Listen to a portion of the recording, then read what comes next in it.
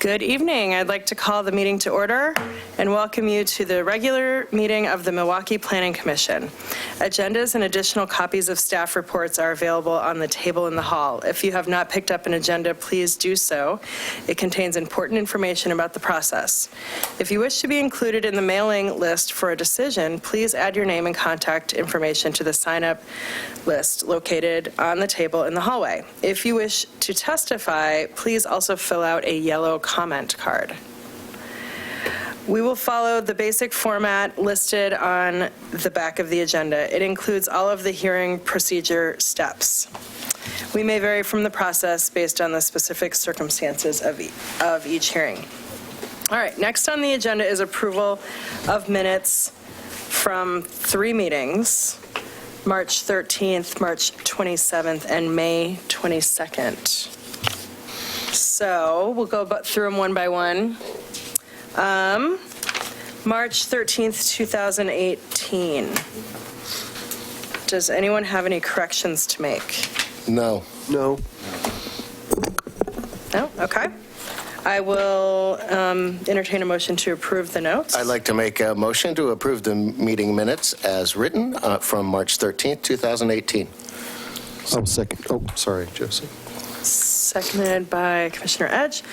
All in favor? Aye. Opposed? Okay.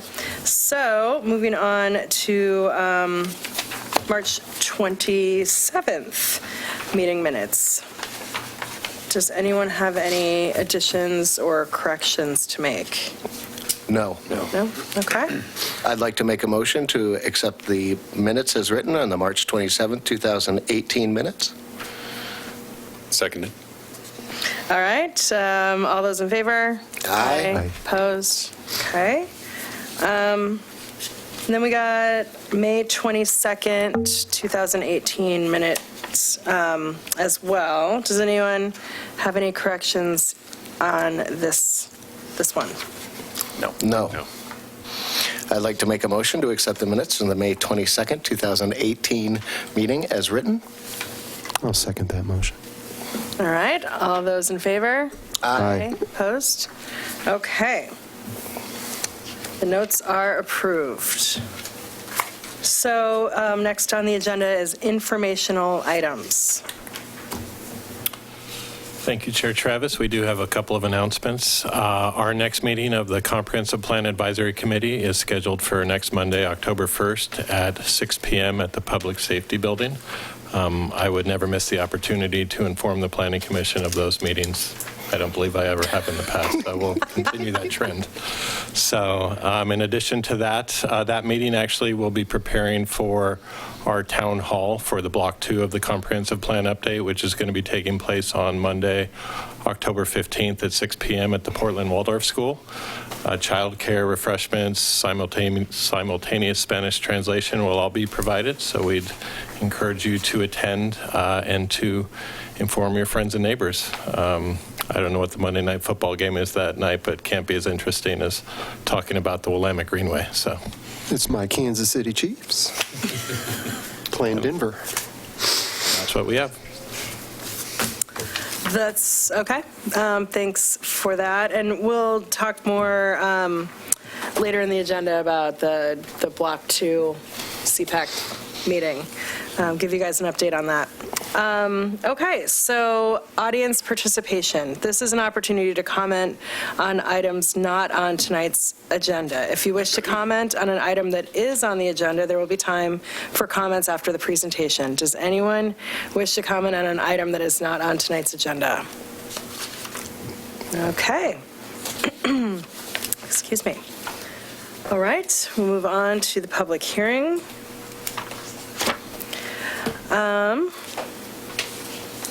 One second. Okay.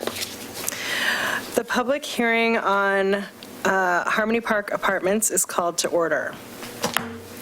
The purpose of this hearing is to consider application numbers VR-2018-005, NR-2018-002, DEV-2018-006. The purpose of the application is to request variances on property located at 6115 Southeast Harmony Road. The applicant has the burden of proving that the application is consistent with the City of Milwaukee's zoning, subdivision ordinance, comprehensive plan, and any applicable municipal code provision. The applicant has the burden of proving that the proposal conforms with all of the city's applicable criteria. I now ask staff to cite the zoning ordinance sections where the criteria can be found. Those are in section 19.302, medium and high density residential zones, including the R2 zone, section 19.402, natural resources, chapter 19.500, supplementary development regulations, which also includes the design standards for multifamily housing, chapter 19.600, off-street parking and loading, chapter 19.700, public facility improvements, section 19.906, development review, section 19.911, variances, and section 19.1006, type 3 review. All testimony and evidence must be directed toward the applicable substantive criteria. Failure to address a criterion or raise an issue with sufficient detail to allow the Planning Commission an adequate opportunity to respond to each issue precludes appeal to the City Council based on that issue. Failure to raise constitutional or other issues related to proposed conditions of approval with sufficient detail to allow response precludes an action for damages in circuit court. Any party with standing may appeal the decision of the Planning Commission to the City Council. Persons with standing are those who submit written comments or testify in person or sign the Planning Commission attendance sign-up sheet in the hallway. I will recognize those persons who have completed the testimony cards and given them to me. When you come to the podium, please state your name and address for the record so they may be entered into the minutes. If you are here to testify, please remember to confine your remarks to the application and the relevant criteria and to avoid repetition and irrelevant information. If additional documents or evidence are provided by any party, the commission may, if requested, allow a continuance or leave the record open to allow the parties a reasonable opportunity to respond.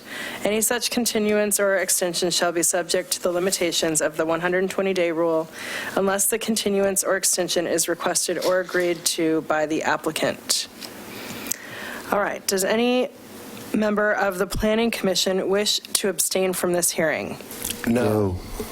Does any member of the Planning Commission wish to declare an actual or potential conflict of interest? No. No. Yes. This is a potential. Mr. Williams and I have known each other for over 20 years. I worked with him on his projects while at Milwaukee Lumber, and Mr. Williams has hired my company, Hemer's Helping Hands, but this has all occurred 5 years or more ago. Mr. Williams taught me a few things in life. Be organized and treat everyone like you're equal. These two traits are hard to find in the construction industry, but Mr. Williams always practiced them. In fact, the only time I ever asked the planning department to consider the treatment of a Milwaukee Lumber customer. They all complain, but this was never in Mr. Williams' character. It was during the plan development of the first Harmony Road apartments.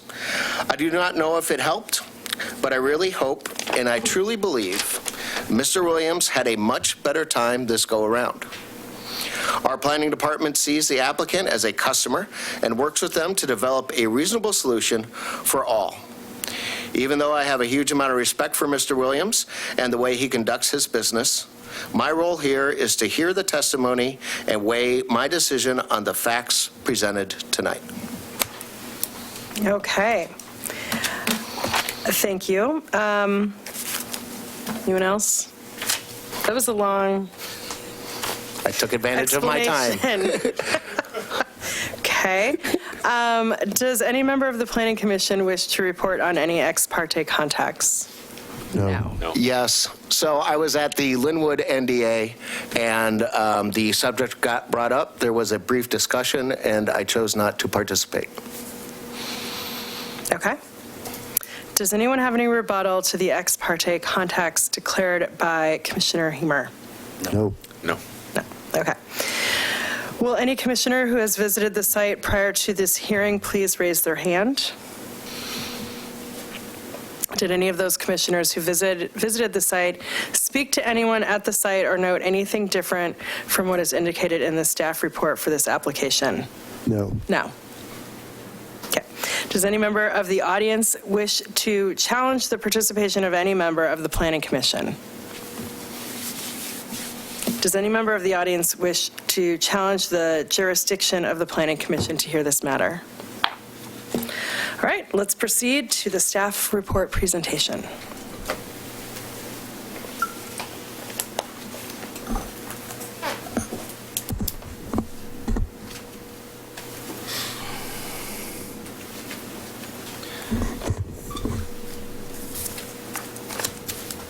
All right, good evening, Madam Chair, Commissioners. I'm Brett Kelver, Associate Planner with the City of Milwaukee, and I'll be walking you through this application package tonight.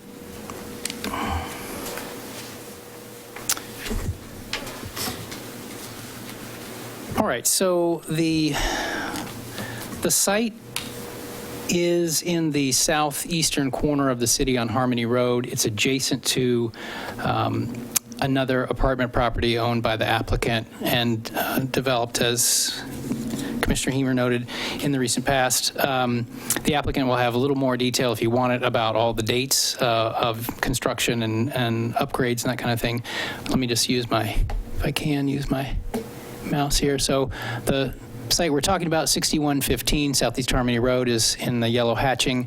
As I understand it, the apartments at 5989 Southeast Harmony Road were developed at some point much more in the past.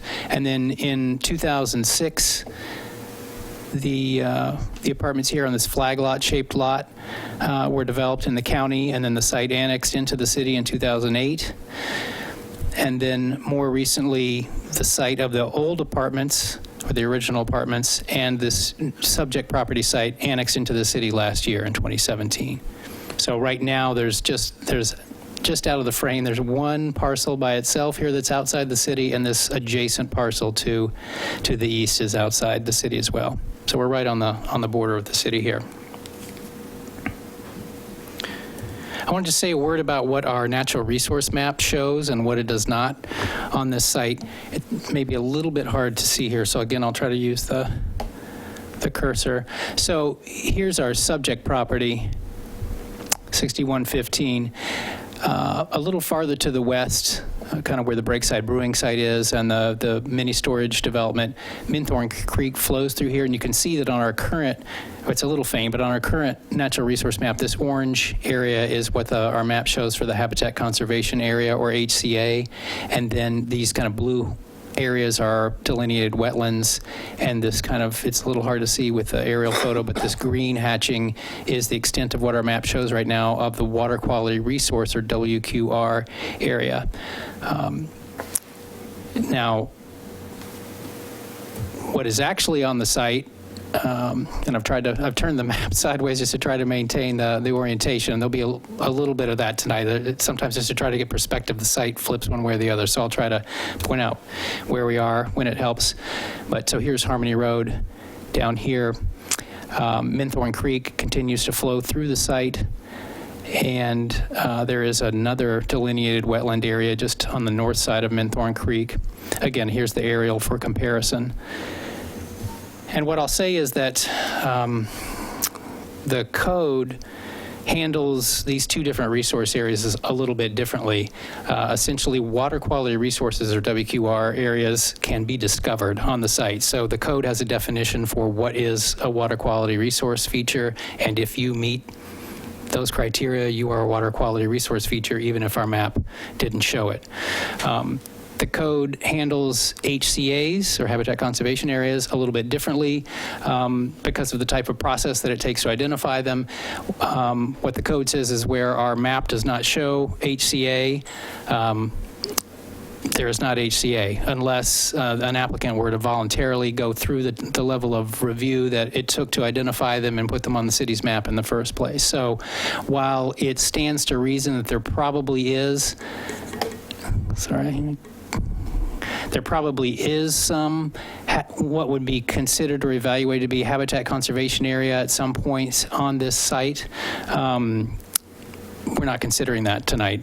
And actually, as you can tell by the map here, this is showing the outline of the water quality resource area here on the southern portion, and some of the other maps show the outline of the 50-foot buffer of water quality resource area on the north side.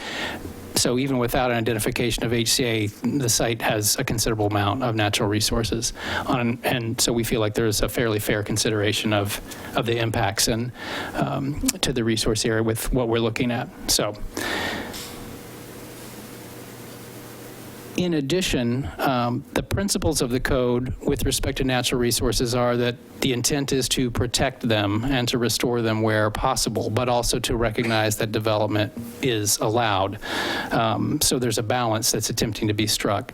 In general, development is encouraged to be away from or avoid those resources, but in some cases it's difficult or impossible to do that. And so that's the focus of the natural resource review tonight, is to acknowledge that the applicant has the burden of showing that they've looked at some alternatives and as striking the balance of providing some development on the site and attempting to avoid, minimize, and mitigate impacts to the resource, that their proposal makes an adequate case for that. So in this case, with the proposed development, it's entirely focused on the south portion of the site. So there's no proposal to bridge the site or impact any of the northern portion of it, which you can tell is has a lot more tree canopy and is a lot better shape in a vegetated way there. So the site has those constraints of the natural resources. It's a large site. The applicant's only working with effectively half of it, and so the result is in effect kind of a transfer of density. So the minimum required density for the site is based on the entire square footage. The applicant's not using half of the site, and so that is pushing all of the density onto one concentrated part of the site, which is in effect, I think, what the Natural Resource Code is looking for. With respect to the zoning of the property is R2, so a medium density zone. The zoning of the property just to the east, the one in the county, is MR1, or medium residential 1 in the county. If or when this annexes into the city, it will also be zoned R2 and can be developed in a similar way.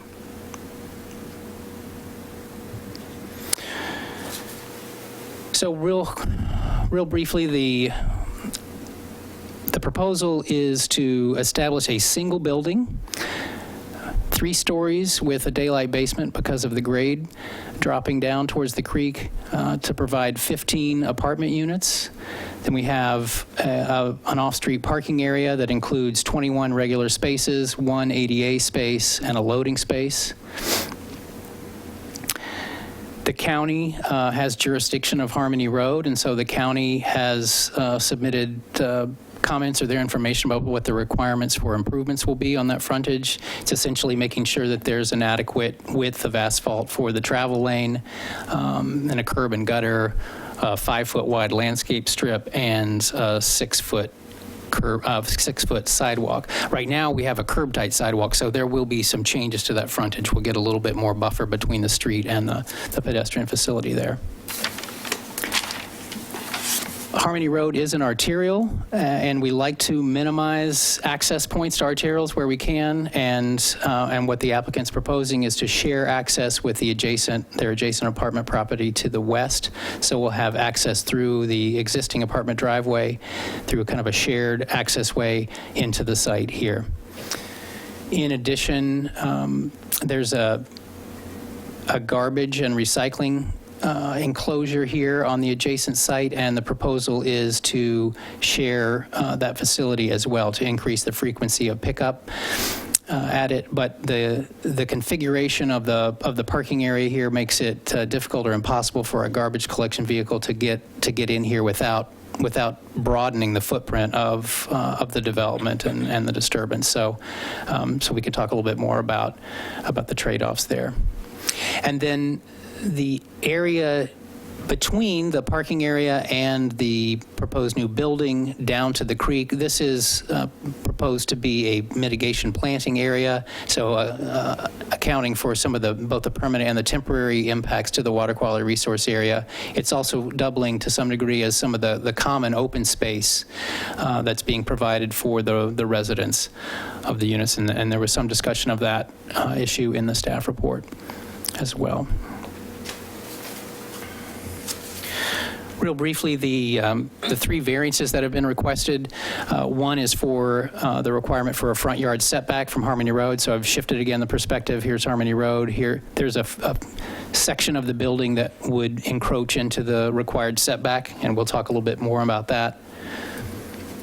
And then I've kind of flipped sideways. Here's here's Harmony Road, the adjacent property. There's a requirement to limit kind of the effects of the mass of a building when it's placed at or very near a minimum setback on the side yard.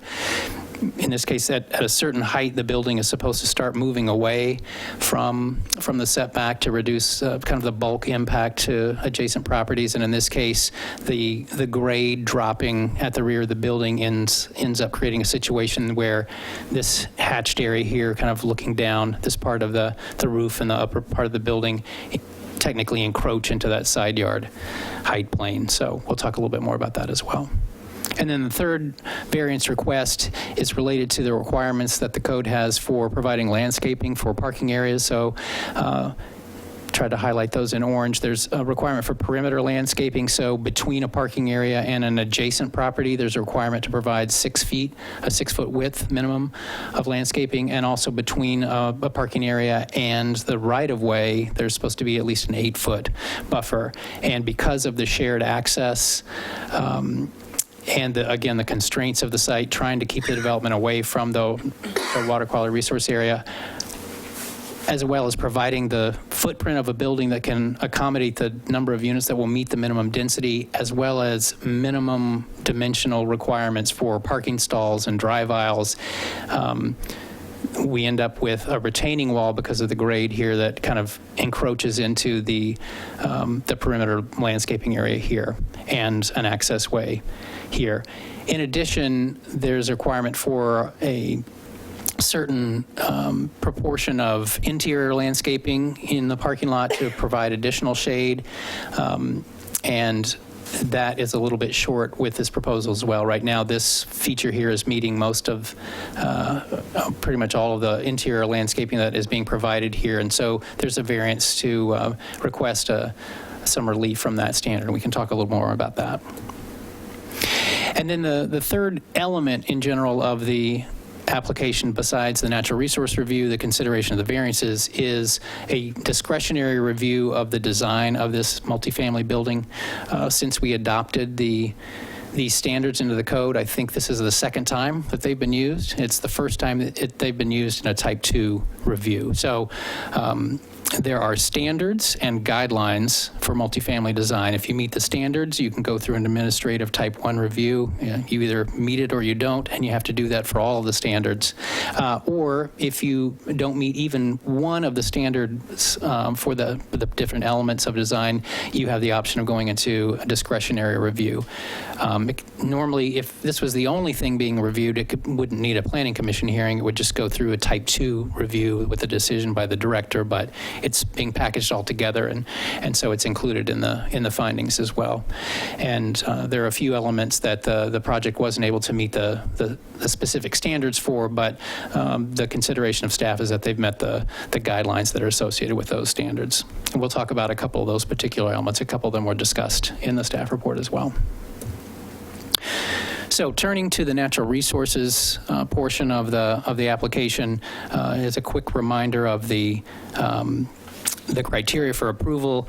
Essentially, the push is to avoid disturbance to the resource as much as possible where you can't avoid it, to show that you're minimizing the impacts that you're having to the natural resource, and then finally to show how you're mitigating for the impacts that you're having. And so those are the principles that you should keep in mind as you're considering that part of the decision. The applicant on one of the plan sheets has identified where they're considering there to be temporary impacts for the project. So, and they can answer more questions if you have about details of their grading plan or those kinds of aspects of the project. But essentially where they're having to, what's involved with some of the grading for the site to provide the kind of the base of area for the construction of the parking area and the building, there's going to be some temporary disturbance down the slope. And the principle with temporary disturbance is put it back the way that it was or better, kind of on a one-to-one basis. You disturb it, make it better.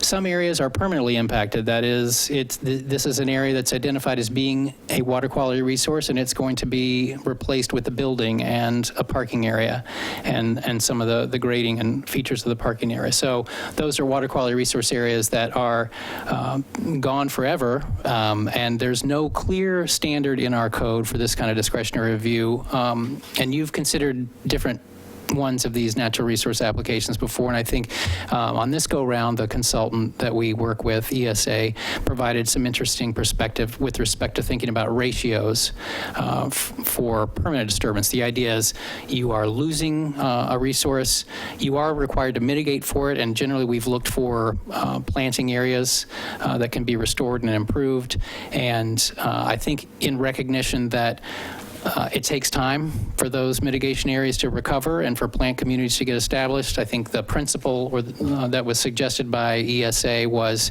to think about something over a one-to-one replacement ratio. So the idea is if you're disturbing 1,000 square feet, plant at least 1,500 square feet to account for that disturbance.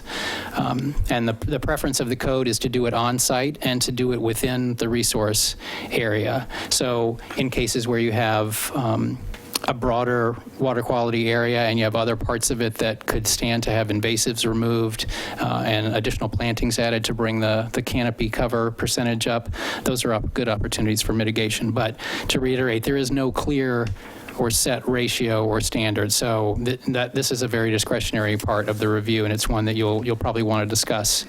The applicant has proposed, because of, in part, and they can explain more, but in part because there's a lot of good existing vegetation and tree canopy on the north side, they proposed to focus the mitigation plantings on the south side of the creek in this kind of 7,400 more or less square foot area. So to account for both the temporary disturbance and also the permanent disturbance.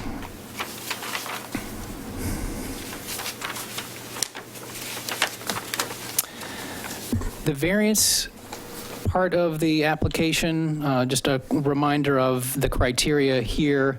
The applicant is required to look at some of the impacts and benefits of different alternatives to the variances that they're proposing, and the applicant has done that.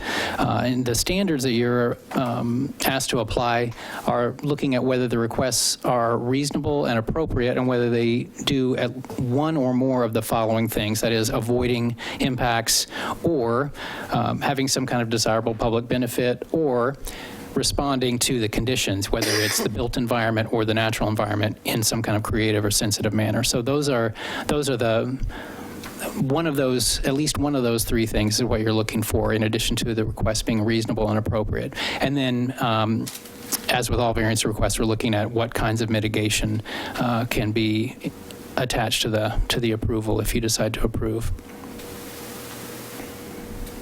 Looking briefly at each of the three requests, to elaborate a little bit, the front yard setback for the R2 zone is typically 15 feet. And then we look in Chapter 500 to see if there is what we sometimes refer to as the super secret setback. That is the idea that for some roads that are more major roads, the code is wanting development to keep those in mind and to acknowledge that there may be a future need for some improvement of a road, and the city would prefer, if it's already going to be in the business of having to buy or acquire property, to not have the complication of having structures in the new right-of-way area. So for Harmony Road, the extra requirement is it's for a total of 40 feet of right-of-way, or 40 feet of setback from the center line of the right-of-way.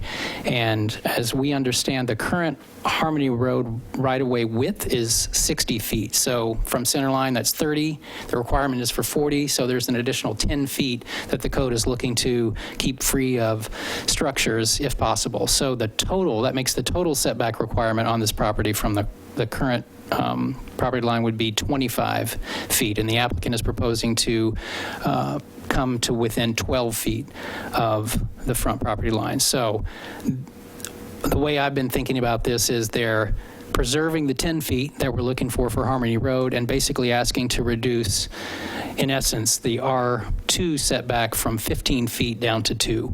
So the idea is if we were to improve Harmony Road in the future and acquire 10 additional feet for right-of-way improvements, maybe it's something probably related to an improvement of the intersection at Harmony Railroad and Linwood, where maybe there's an elevated intersection. We have a ramp coming down onto Harmony Road off of that. That would scoot everything a little bit farther north. So the sidewalk and the landscape strip, for example, would shift farther to the north. So a way to think about what we might end up with would be a new property line, the building 2 feet away from the property line, but then we'd probably have a sidewalk and landscape strip. So rather than we wouldn't have a travel lane right next to the building or 2 feet away from the building, but we'd have some additional open space. It would be in the form of a sidewalk and a landscape strip. So with that said, and just I provided this shot for reference just to look at the proximity of this intersection and thinking about, it is not unreasonable to think that since this intersection does need attention at some point in the future, if we don't know what a design would be, but preserving that 40 feet from center line that the code wants seems like a minimum that we should do. The staff is supportive, though, of allowing the reduction of the setback, essentially the R2 setback down to that 2 feet, though. So in the findings, it's characterized as a 12-foot setback, and just so you understand, that includes the 10 feet for the Harmony Road. And I'm happy to, I know you'll have questions. I guess if it's more helpful to take them along the way, I'm happy to do that, or I can keep rolling with this. So the side yard height plane limit, again, this view of the adjacent property to the east, there's an existing single-family home and an attached carport. The new building with the grade dropping here, at the rear of the building, this is looking at the side as if I was standing on that adjacent property looking at it. By the time it gets to the rear of the building, we've essentially got like a 4-story building with the grade dropping down, and this hatched area is showing that portion of the building that is in that side yard height plane area. So the topography, I think, is fairly similar on the adjacent property, so it's likely that redevelopment on that site would have some similar issues or similar concerns. The proposal to mitigate for those impacts is to leave in place an existing tree that would be near the rear of the building, and to add an arborvitae hedge for that, because it kind of be more or less maybe in this area here to try to minimize a little bit the massing impact of that. It's also worth noting that for the current development, there is quite a distance. The applicant's kind of indicated how far different portions of the building would be from the carport and the existing house. So in terms of the development that is there right now, our feeling was that this is an approvable request, and with the mitigation that's being proposed there. Did the neighbor submit any comment? We didn't get any comments from anyone on this application.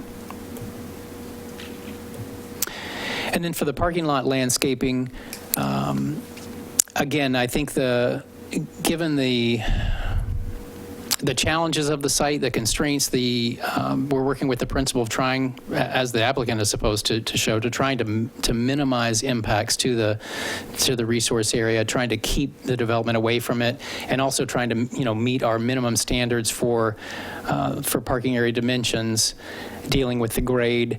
It seems like a reasonable request to allow for essentially the reduction of width here. There's still a requirement for the applicant to provide screening for the this whole perimeter portion of the parking area, so that we don't have lights shining onto the adjacent apartment property, and the retaining wall will provide a little extra challenge for that. But they're not seeking any relief from that requirement. It's just from the width distance. There is an existing fence here, and we will end up with some kind of shielding for lights from the parking lot level.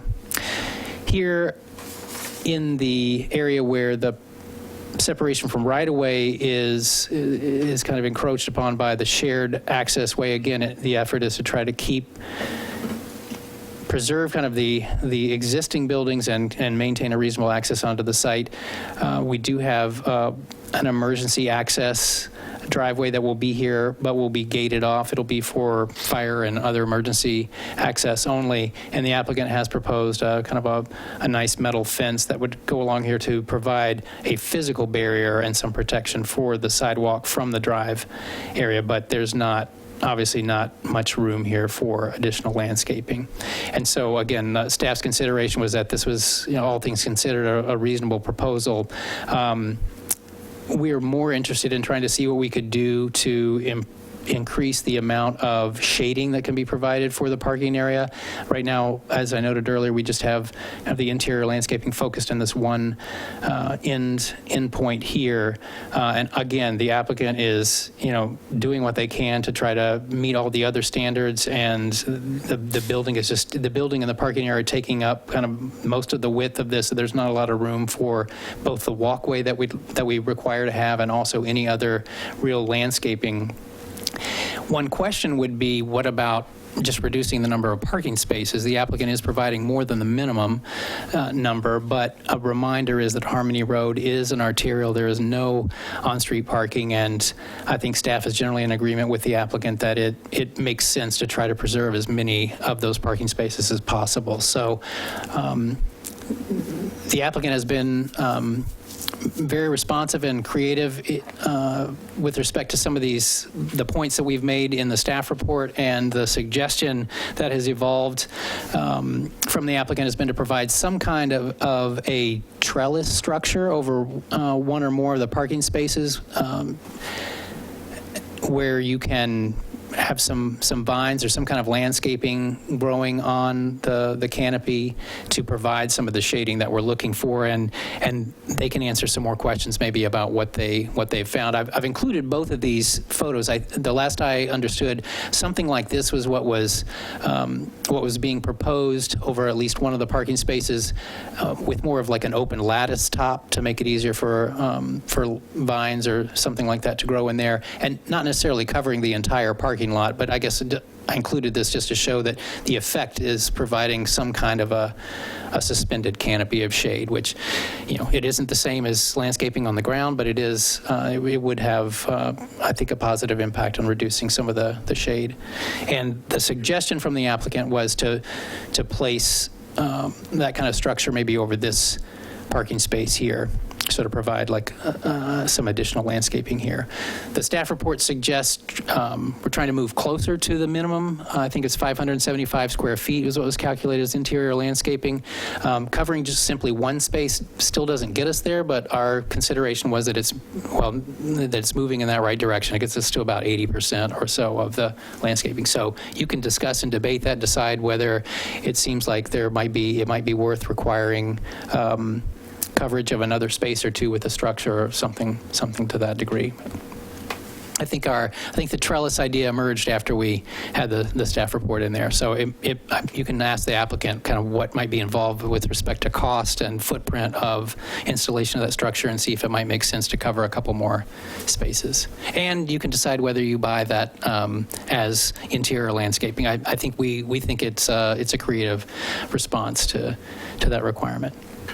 Brett, before we move on, so can we talk about the plantings that are required in between the sidewalk and Harmony Road that the county does? I see that there are 3 trees or bushes or I'm not quite sure. Are you familiar with what they require? I'm not real familiar with what the specifics would be of the required plantings. I have the impression that there are street trees required, but I don't know the details of spacing or... And they could provide shade as well. I mean, in our code, do we count right-of-way plantings or something like that as landscape to... No, the requirements you have for landscaping are focused on your site area and the actual property, not the right-of-way. Okay. And they don't require anything beyond any street improvements beyond or up to the entrance, just up to the site line itself? Well, yeah, I think the frontage improvements are tied to the frontage of the property itself. So even though they're taking access from the shared driveway down here, that's not part of their frontage. So, and they're not proposing any changes to this driveway entrance either. So yes, the extent of the improvements they'll be required to make are the width of the frontage of the property.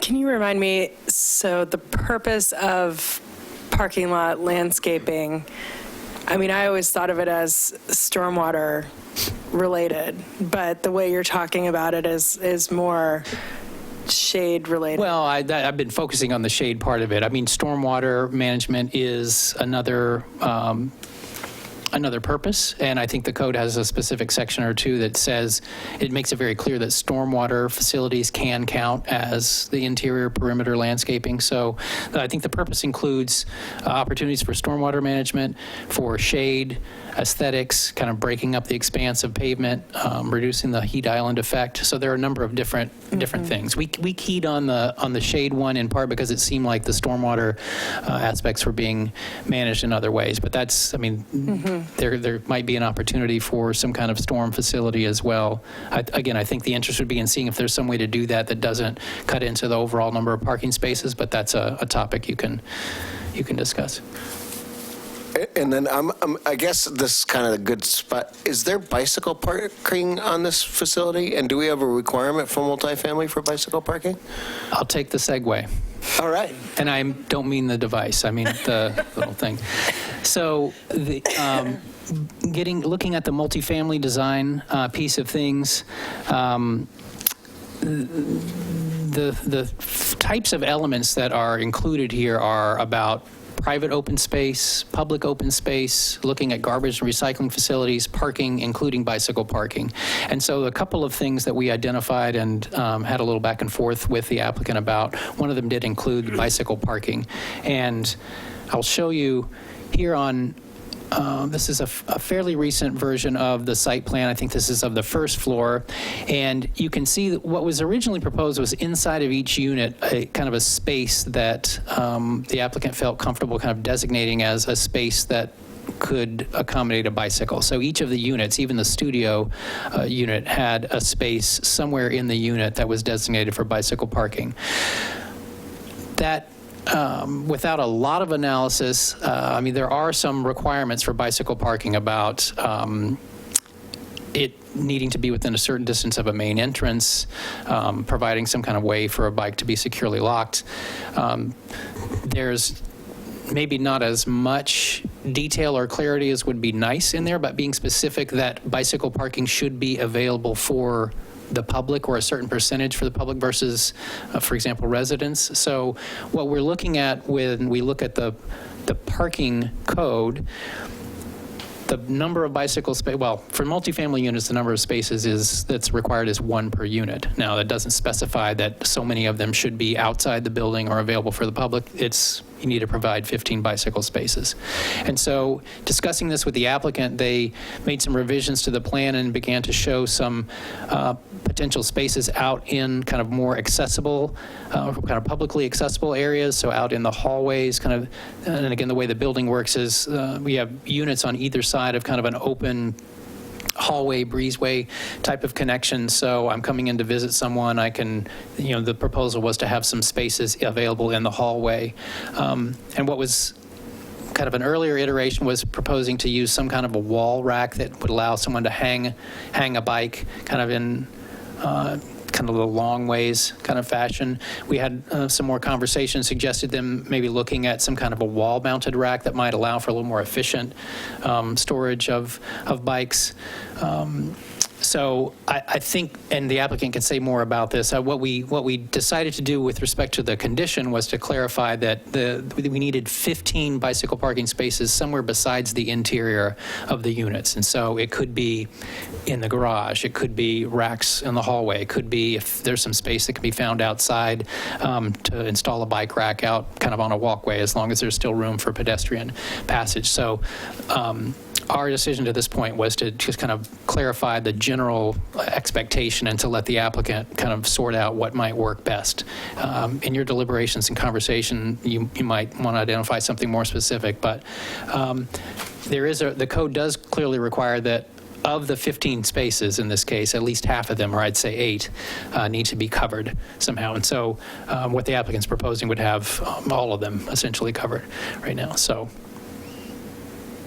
Yeah, the reason why I asked it was for shading, if you were to put a covered bicycle parking out in the parking lot, that would then, and you could put landscaping on top of it, then that would kind of help, right, both things. But I see that this is a much better thoughtful design than that. Yeah, well, interesting thought, yeah.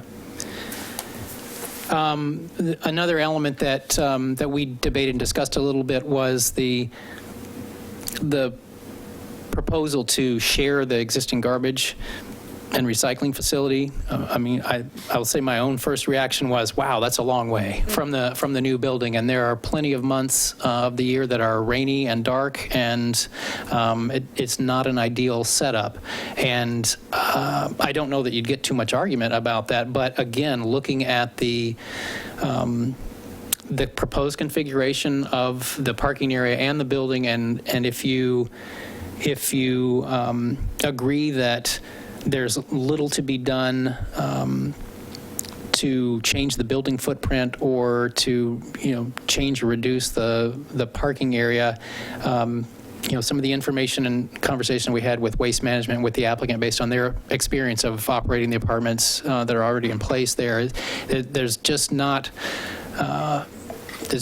a good way really to get a trash collection vehicle in here to kind of get at directly another facility. So again, there may be some. We talked a little bit about other options. I think the applicant has some pretty clear ideas or plans for what they'd like to do with the garage. I mean, that was initially a thought about providing some bicycle parking and also maybe a secondary garbage recycling area, but it sounds like that area is already committed to storage of equipment, materials for maintenance of the facility itself. So, and if you can't get a truck in here, even if there was some kind of garbage facility on the site, you still have that extra logistic, I guess, of having to have someone, whether it's an on-site manager, and I'm not sure if that's part of the plan here, but someone still has to get it over to that the shared facility. So the applicant may have some more insight about that and perspective. At the end of the day, we decided that maybe the best thing to do was at least try to delineate a walkway, like a striped portion of the access way, where people driving in and out of the site might reasonably expect to see people who are going to the garbage collection facility. Your deliberations, maybe you've got another idea or suggestion or thought about it, but we thought at the very least that might make sense to try to, without eating up more of the site with like a dedicated separated walkway, or kind of saying that people should somehow get out on the sidewalk with roll carts to get there. We thought that at least it made sense to delineate a walkway there. So of all the design elements, I think these two, I guess, kind of popped up for us, I guess, trying to deal with the garbage facility and also just clarifying the bike parking situation. Does the city have any standards to capacity per amount of units of garbage? You need a certain size bin for 15 units, you need a certain size bin for. I don't think the city has rules about that. I think that's usually more of like the franchise folks, the haulers who do that probably have some standards. And again, the applicant probably has more direct experience with that and can speak to that.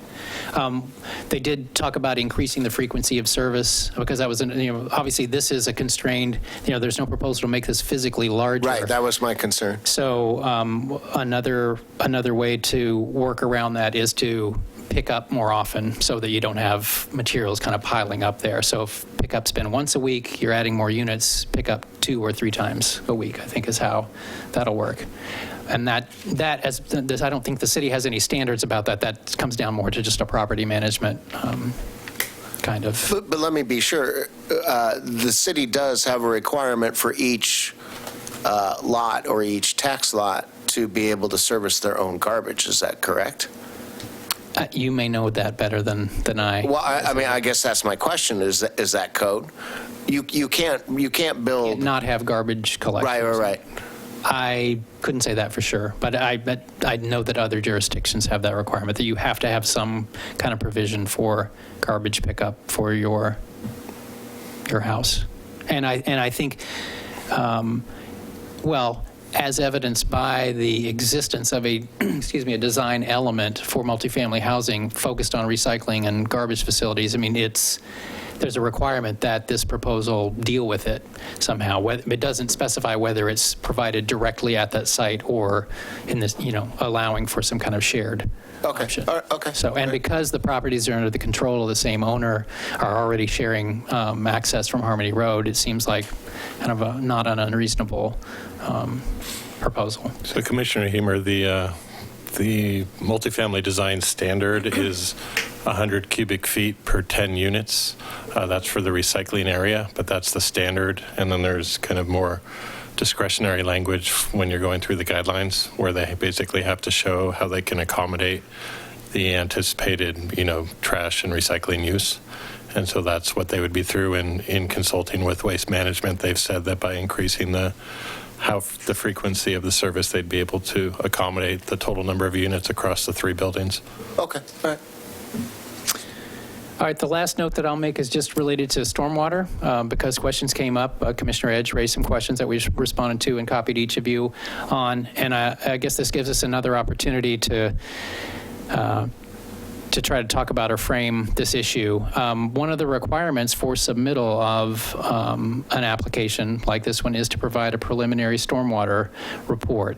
And the idea is that, and I'm pausing because I'll call Alex up if I get in trouble, here, is to provide some assurance that the applicant has considered and designed their site plan in a way that shows that they understand what kinds of stormwater impacts they're going to have.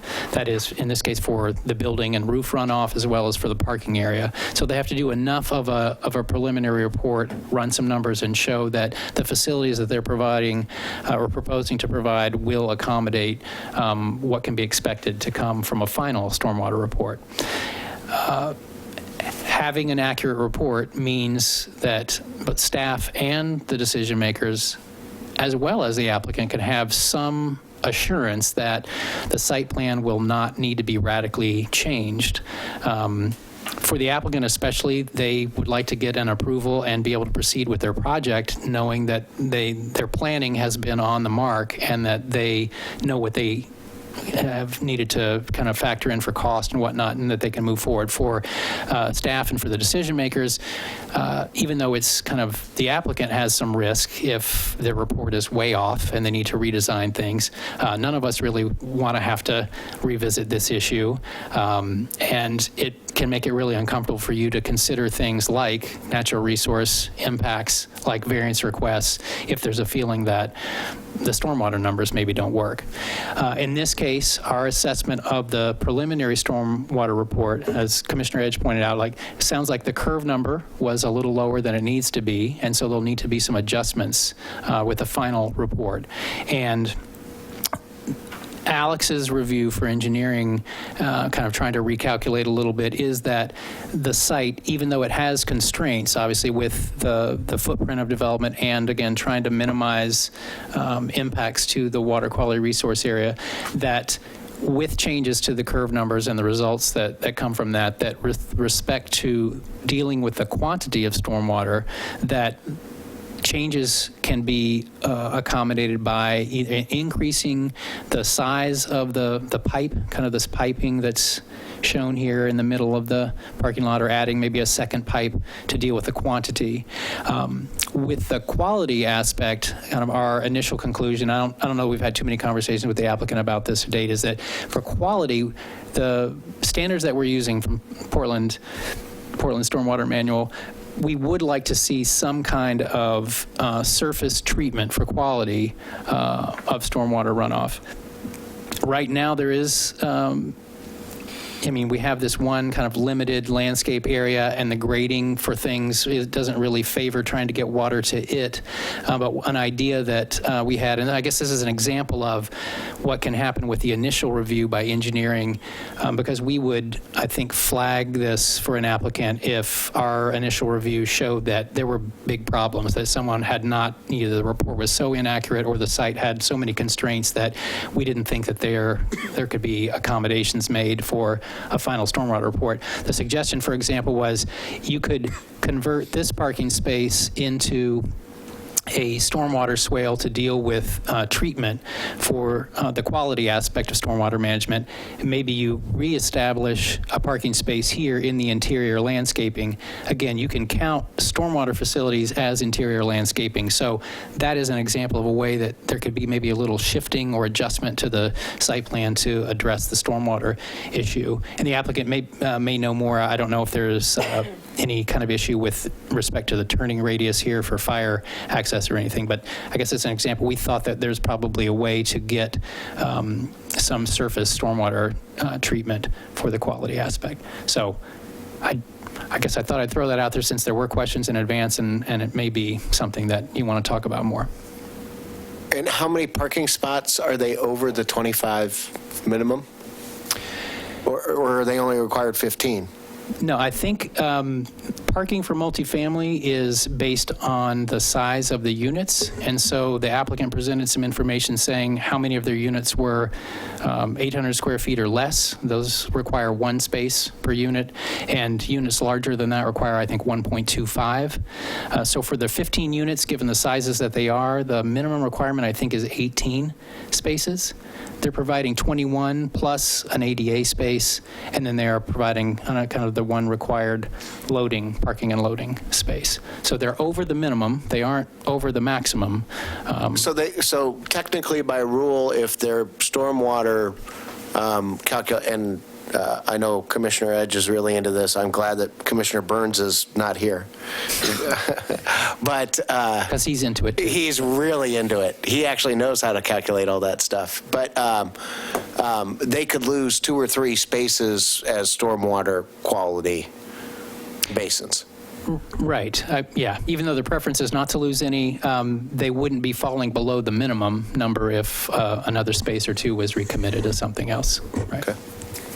Well, and that's one of the benefits of them not being right at the minimum, that they do have some wiggle room when they do their final stormwater analysis. If they did have to do that and they weren't able to accommodate it any other way, they obviously could get rid of parking, but that's obviously not what they would prefer to do. So I'm sure they would try to find an engineering solution, something other than that.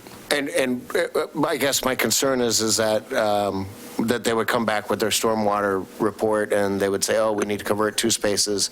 Now we're below. Now we have to go in for another variance or something like that. But it seems like that most of it is covered, right? Well, if they have 22 and they only need to provide a minimum of 18, I mean, they could lose a few, and it wouldn't change anything that would require a variance. Right. That's what that was the point that I was trying to get to. Okay. Alex Roller with the engineering department. Just so everyone knows, some of the calculations that I did do for water quality. So the stormwater report said they didn't feel like it was reasonable to have a big stormwater detention pond on site, which we agree with. That would be a very large facility, extremely large. So some of the sizing that I looked at was just creating a water quality facility and still using the detention pipe underground. So the sizing is about a parking spot. So that's the reason that Brett was talking about, replacing the one in the corner and then getting the new one in the other corner. So it's not an enormous facility by any means. So they wouldn't be losing 3 spots or anything like that. So that's more or less what I've got. The recommendations that we have is for approval of all 3 of the applications, the variance, the natural resource review, and the development review for multifamily design. And we provided the findings and conditions with that in mind, and we'll certainly try to capture any changes or adjustments that you might want to make. Some of the key conditions focused on the mitigation planting. I think the applicant's in agreement with the recommendation that came from ESA, our consultant, to eliminate the looped portion of the pathway and to kind of keep any pathway closer to the southern edge of that common space, so we don't have as much intrusion into the area we're trying to reestablish. There's also a specific suggestion or requirement proposed for putting a split rail fence to kind of delineate or demarcate the area that would be accessible for residents. We mentioned the striped pathway to the garbage facility, some of the bicycle parking, just kind of, again, our suggestion to leave it open to be figured out, but seemed to like the direction that it was going with respect to the wall-mounted racks, but trying to be clear about having the parking outside of the units, and then finding some way to increase the interior parking lot landscaping was some of our main suggestions.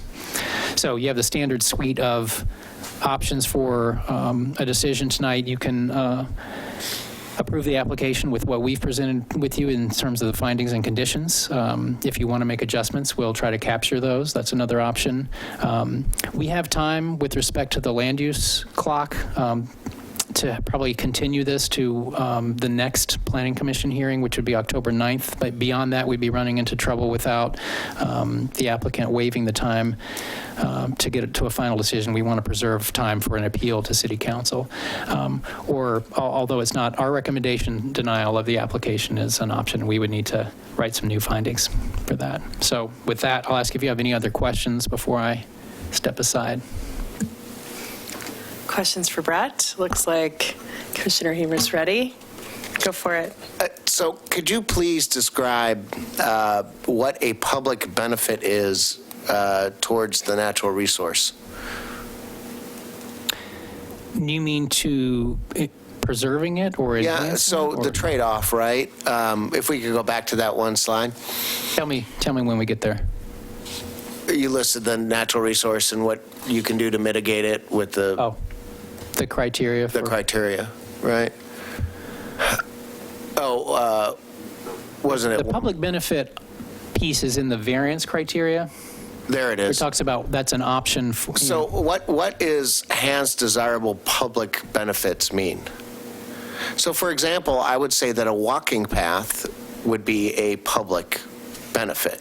Or am I not thinking of what a public benefit really technically means? Well, I think you would, in the case of an example of an on-site walking path, I think I'd want to be pretty clear about the public aspect of it. I mean, I don't know that I would consider a pathway on a private property that's not necessarily accessible to people who aren't invited to be on the property. I don't know that that has the same public benefit as a proposal where we're getting an access easement and anyone can come onto the property to enjoy a pathway. So the description of public means anyone, or instead of the users of the tax lot?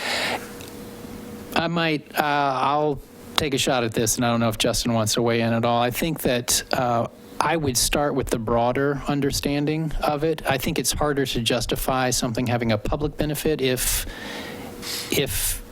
more truly the benefit to be enjoyed is limited to a smaller group of people. That said, I think you can, where a creek runs through a property and you're trying to preserve or enhance or restore the creek, it's obviously passing through. It's part of a larger system. I think you could argue that restoring a riparian area on one particular property has the public benefit of improving water quality and improving the overall kind of environment for the larger community. So I don't know there's a hard and fast black and white answer to the question. It probably depends a little bit on specifically what we're talking about. And if we're talking about public benefits for a walkway on a private site, I guess I'd say, for example, I think it might be hard to justify that as much as, well, it would depend on what you're weighing it against, I guess. And does anybody else have any questions? I just have one more quick one. So can we talk about the design standards of the multi-use? And what criteria are they not meeting in the code? I may not be prepared to get into a detailed response about that. Is it window coverage? Is it one major thing, or is it just? I think there were 5 or 6 of the 13 elements that they weren't meeting the specific literal standards for, like, for example, private open space. You're supposed to provide a certain square footage of open space for each unit that is private. And, for example, they have a studio apartment that has no patio. So for most of the units, they're getting private space by a patio or a balcony, and the studio has no room. So that one unit didn't, makes the whole project not meet the standard. So you fall to the. I see what you're saying. Was it just a bunch of those little? I mean, it's nothing like the design of the building doesn't meet code or the siding or the look or anything like that. It was just a bunch of those little things. Right. I'd say, well, yeah, it ends up being the devil in the details of not meeting, for example, the garbage or recycling facility, not being able to provide a certain amount per unit on the site, or, not meeting some other specific dimensional standard, but not because it isn't meeting building code requirements. Right. No, I understand that. Okay. All right. And just to be clear, I mean, we instituted the clear and objective standards, one, because we were required to. But additionally, I mean, the benefit of it is to the applicant. They know that if they do meet the standard, that there's not going to be discretionary approval involved. They know that, hey, if I do this, we're going to go, it's going to get approved. So it's, the clear and objective standards through that type 1 process that they weren't able to meet, that's geared towards the applicant as opposed to towards the city, requiring them to do that. It's offering them that option to really go through that clear and objective process. So. All right. Brett, I have a clarifying question about key issue C. As related to the mitigation planting area being acceptable for common open space. Yeah. In the presentation and in the narrative provided here, to me it reads that this mitigation area is acceptable for consideration as common open space and as an amenity, at least in a semi-public manner. But the recommendation B2 of eliminating the looped aspect of the proposed pedestrian loop, can you just clarify what elements would remain of that loop? What is still common open space to meet planning code? Right. I think the way I was thinking about the area serving both the mitigation planting purpose and also the common open space. And actually, just for a side, so I think this is an example of the question of public, I don't know about public benefit, but the public open space requirement for the design is focused on the building as a whole. So I have my patio or my balcony, but the expectation or the requirement of the design element is that there should be some public, or for all of the residents should have some space, but that's different maybe than public benefit for something else. So I think the guideline for that design element talks about or gives an example of there being some kind of general open space or scenic type amenity. And so I think the rationale for letting the mitigation area double as the common open space was that, one, there is some limited access on the path, and then to physically be there, and then the larger kind of scenic amenity space that I can enjoy. I have a place to sit and look over it, or, with a picnic table or a bench, and I can kind of take it in, even if I can't walk all over it. Now, yeah, the true recreational possibilities are much more limited in that in that case. We can't play volleyball or anything like that in the space. But I think that was part of the rationale or understanding for the doubling up. Sure. So in the recommended condition of approval to move that loop, there would still be benches and picnic tables and places for rest. Yes, I think the idea was that this portion of the loop would be eliminated, and in my own mind, I guess, although I don't know that I put this in language, but I felt that a trade-off for this might in part be that if the applicant wanted to extend the path kind of tight along the edge of the building here, that in my mind, I was feeling open to that. You may want to clarify that we stick with this alignment minus the loop, but that the idea was to kind of eliminate this portion of it so that more of this area could be kind of an active restoration area and off limits to residents, but that some of the benches might be relocated, to provide other points along that path for sitting and enjoying or appreciating the area. Sure. And those would be captured within the split rail fence. On the development side of the split rail fence. Yeah. Okay. Thank you. So by eliminating that loop, does that diminish open space for the existing property? I mean, does the existing apartments use that as space right now, and that'll be taking from their access to open space? I would expect so. You might ask the applicant for confirmation of that. I mean, if people wander around that part of the adjacent site from the existing apartments, you mean?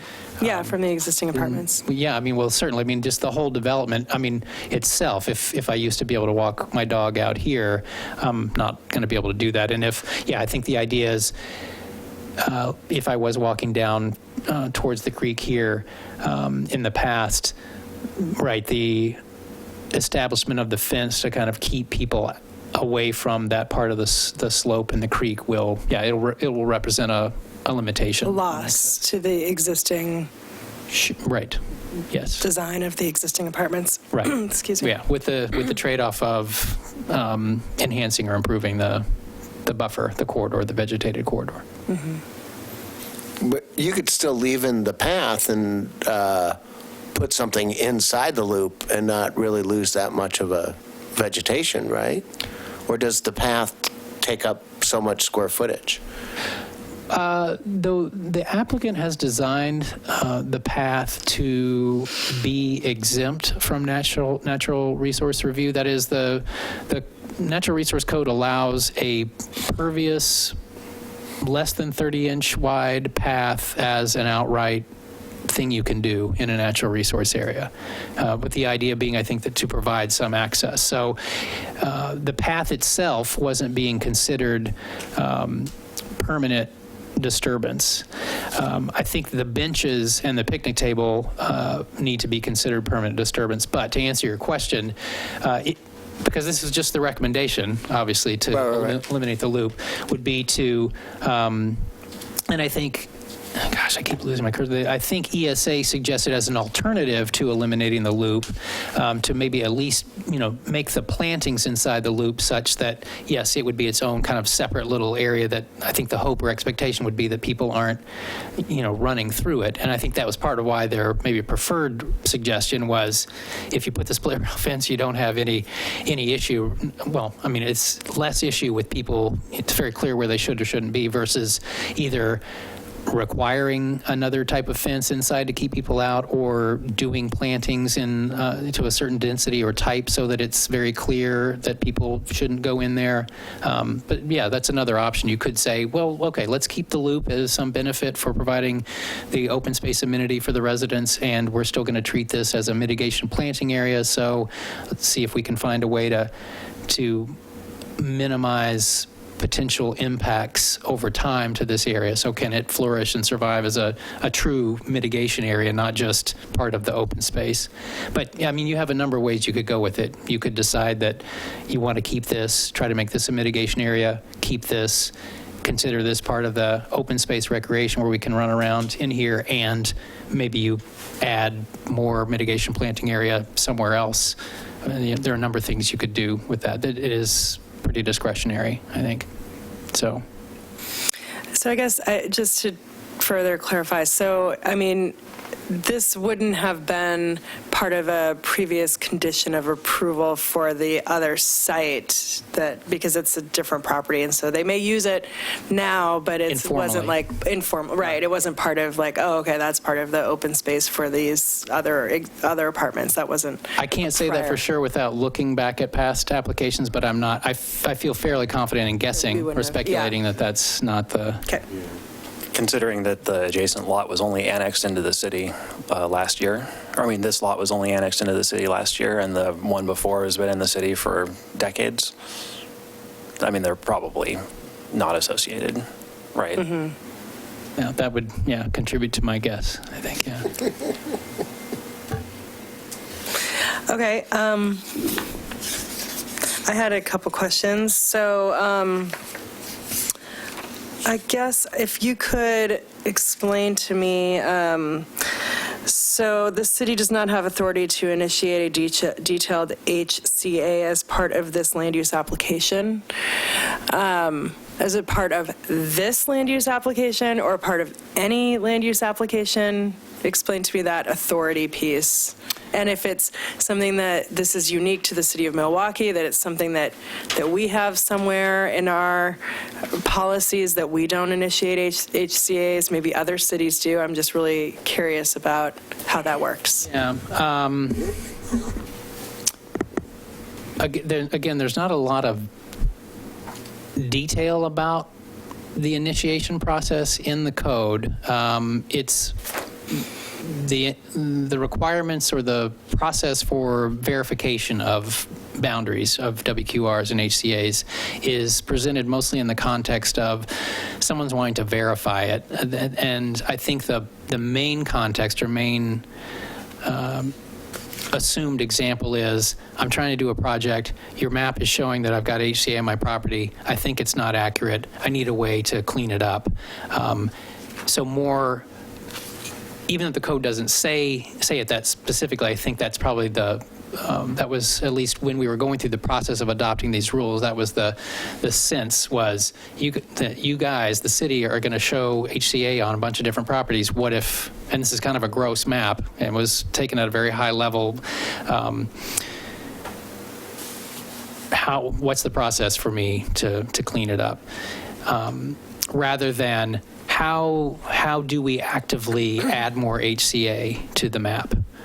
So some of just the context of the overall adoption of the HCA rules came from, trying to be compliant with Metro, well, it's really state rules that Metro's helping us implement by protecting these kinds of resources. And so being provided with an inventory, having the resources, and I mean like fiscal resources that we do about, hey, we're getting ready to adopt this layer. Do we have time and money to actually delve into it right now before we adopt it and do a much more detailed verification to see if we have as accurate a resource mapped as possible? So the conversations that happened with property owners at the time that we were adopting the rules, there were certainly at least a couple of camps. One was people who wanted to have more protection of resources, and people who own property who were concerned about limitations on what they'd be able to do. And so I guess it's kind of with that context in mind that I look at the verification process and think about it usually in the context of adjusting it to correct, to shrink probably, or to more accurately show what I might agree is truly an HCA on my property, rather than an example that we had in another case where there was what appeared to be the stand of white oaks that wasn't showing up as an HCA. It was kind of a similar context. The applicant hadn't asked for that kind of verification or wasn't proposing that. They were fine with their application having it not be shown. But kind of I guess, as part of the process, I think they ended up kind of voluntarily agreeing to have it reassessed or to having it reclassified, having their natural resource person look at it to see if it qualified as an HCA. So it feels a little bit like, I don't know, pushing a rope, or, I don't know what the right analogy is. Like it works pretty clearly in one direction and is intended for that, and not so easily for the city to initiate. I think there's something wrong with the map for your property. I'm going to make you clean it up. And this is unfortunately just one of the drawbacks when you're using very high-level mapping done by Metro 15 years ago, is that in situations like this, if you look at the Metro map, it shows this property is only Class C upland habitat, which it pretty obviously isn't. There's a riparian component to it, which would qualify it as HCA. For us, that Class C upland is not part of our HCA, and that's why it's not mapped as HCA. And so without them, voluntarily saying, hey, we want to do a HCA boundary verification, which, as the applicant, why would they? Right. And as Brett pointed out earlier, a lot of this area is also covered by the water quality resource area, which has, we have more discretion on, and as far as the mitigation related to that. Okay. And where we're proposing things kind of that aren't strict standards, but where there is that kind of discretionary review involved, and where that 1.5 mitigation standard, that we're proposing through ESA, I think that does capture a lot of the mitigation to these de facto HCA areas that also are covered by water quality resource area. Okay, yeah. I guess I was just thinking about the mini storage that's just right there, and, that has an HCA on it, and just if there's a, triggering or something that occurs at when, we just looked at that property not that long ago, and this is adjacent, and so, but maybe like the comprehensive plan update process. Yeah, and I was just going to mention it. As part of the natural resources, analysis of the comp plan, which will be part of Block 3, if there is concern that there are a lot of inaccuracies, I think it needs to come from a policy level before we start really getting into the code amendments. So. Okay. All right. I feel like we've talked about this is your thing that you always bring up. You always bring up the HCA. How I feel about people just going onto Google Earth and drawing boundaries around things without doing scientific research. So, yeah, I guess I'm with you, and I hope that we can, as a policy, establish habitat conservation areas as personally no builds is what I would like to see. So I was just channeling you in that question. So my other question is around the side yard height plane limit and whether exceeding the limit impacts the development potential of the adjacent site. Well, I guess maybe the clarifying question for me to you would be, when you say development potential, you say So effective it's R2, right? Yeah, so it would be in the city. Would be, right, okay. Yeah.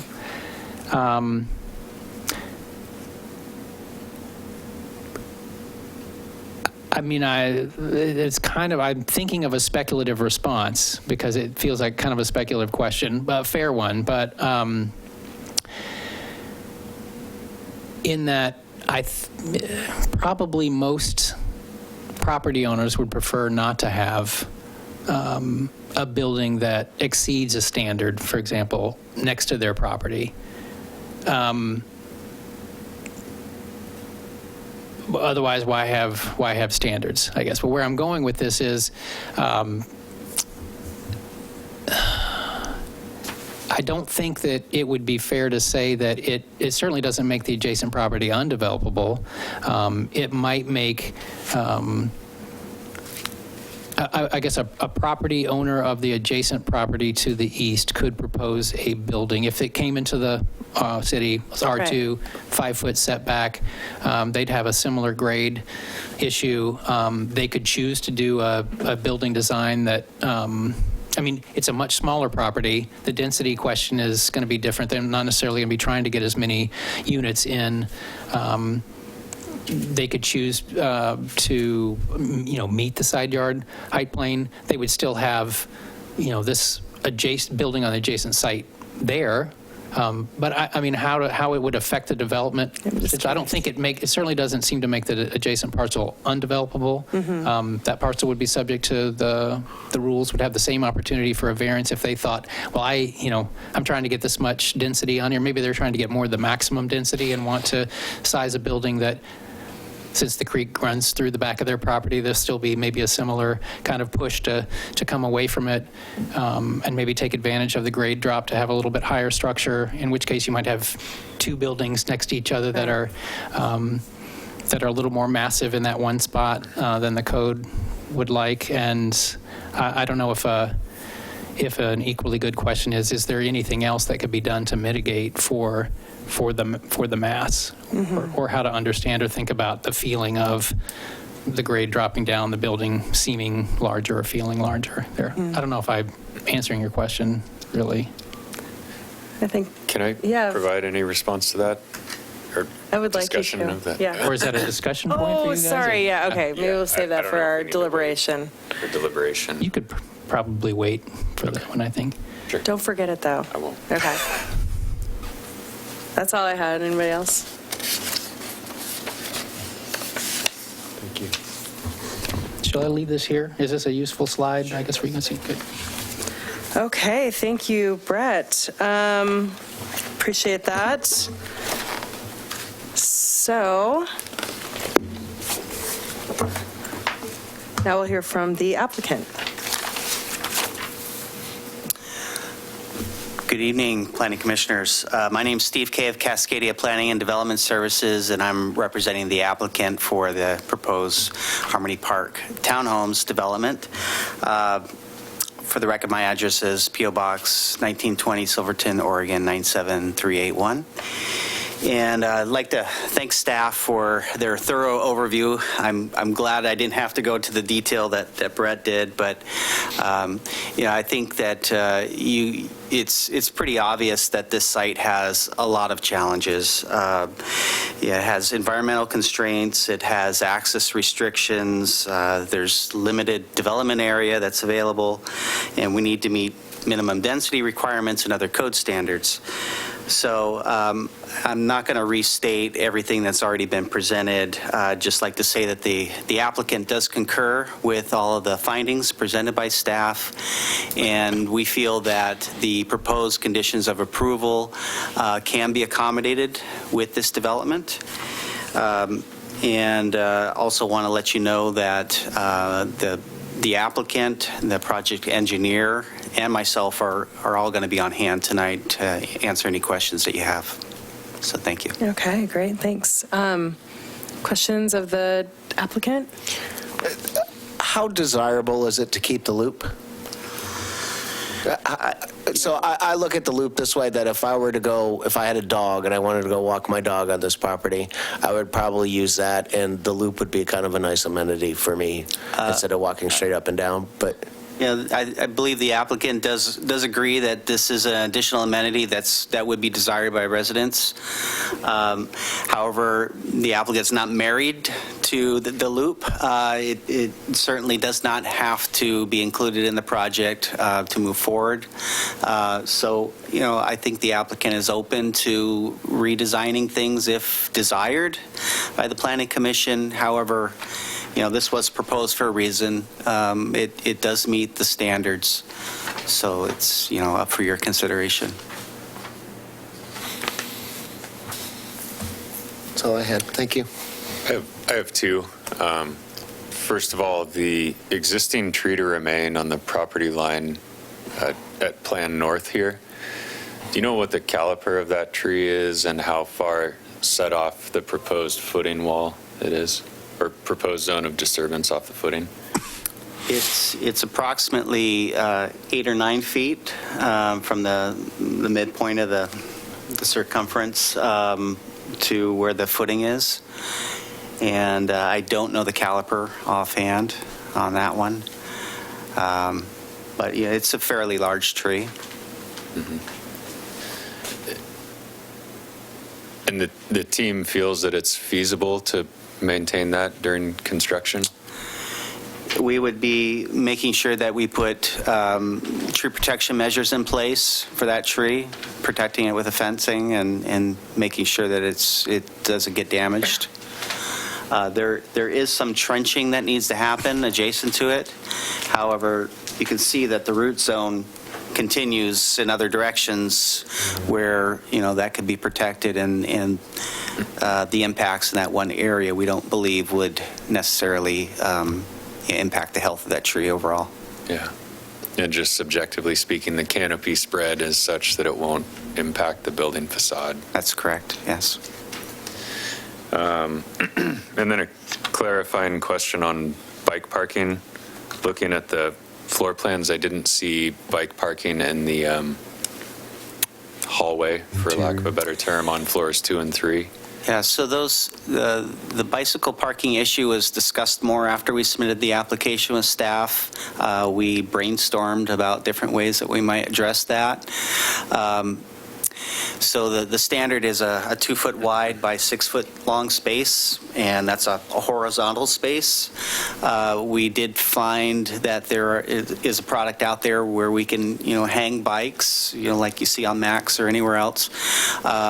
When you do that, the footprint, when you're looking from a plan view, it's going to be 3 feet 8 inches. It would stick out from the wall, and it'd be 2 feet wide when you put it in that vertical position.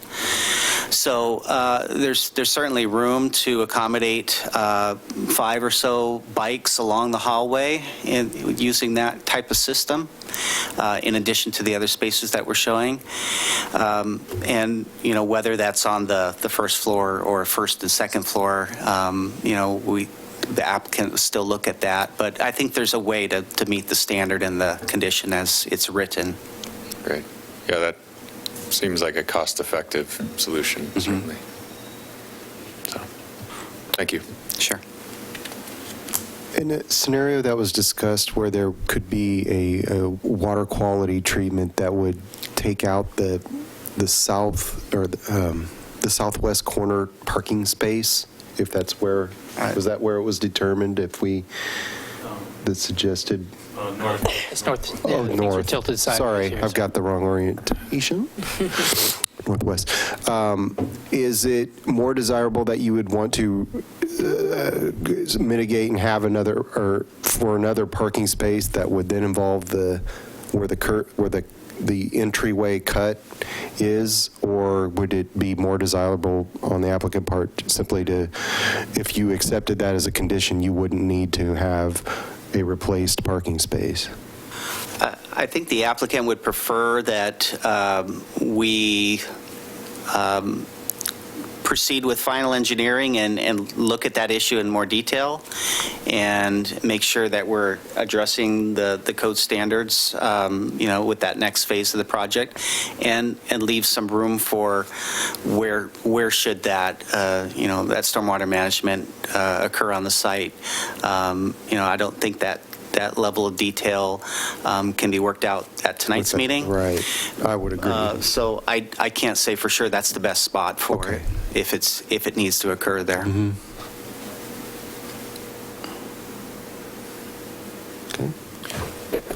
I recognize this is obviously a very difficult and constrained site to work with. Was there any consideration given to an alternative where the structure is on the west property line, or oriented along the west property line, to try to further avoid the water quality resource area, or was that not considered? We did consider that as one of the alternatives. We are limited to that access point into the site, so when we do that, we're pinching the building close to where that access point needs to happen, and then we still need to accommodate parking. So the aisle that would that serves the access aisle that goes into the parking lot would need to be extended along the entire front property line with that option. And then the parking lot, the number of spaces that are required, even if we do the minimum, would certainly encroach, close to where that building footprint is now. So We did look at that. I don't think that we'd see an overall positive benefit with that approach.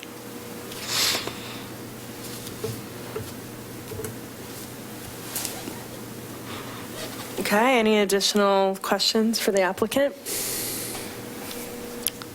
I don't think so. All right, thank you very much.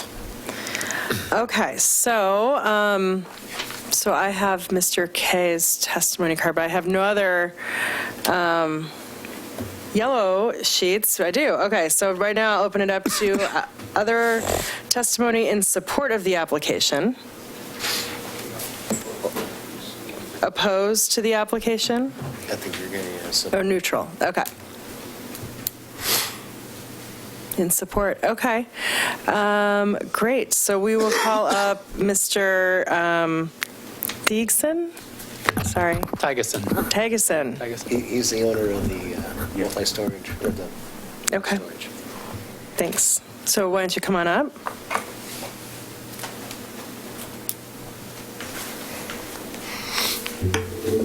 My name's Hans Tigerson.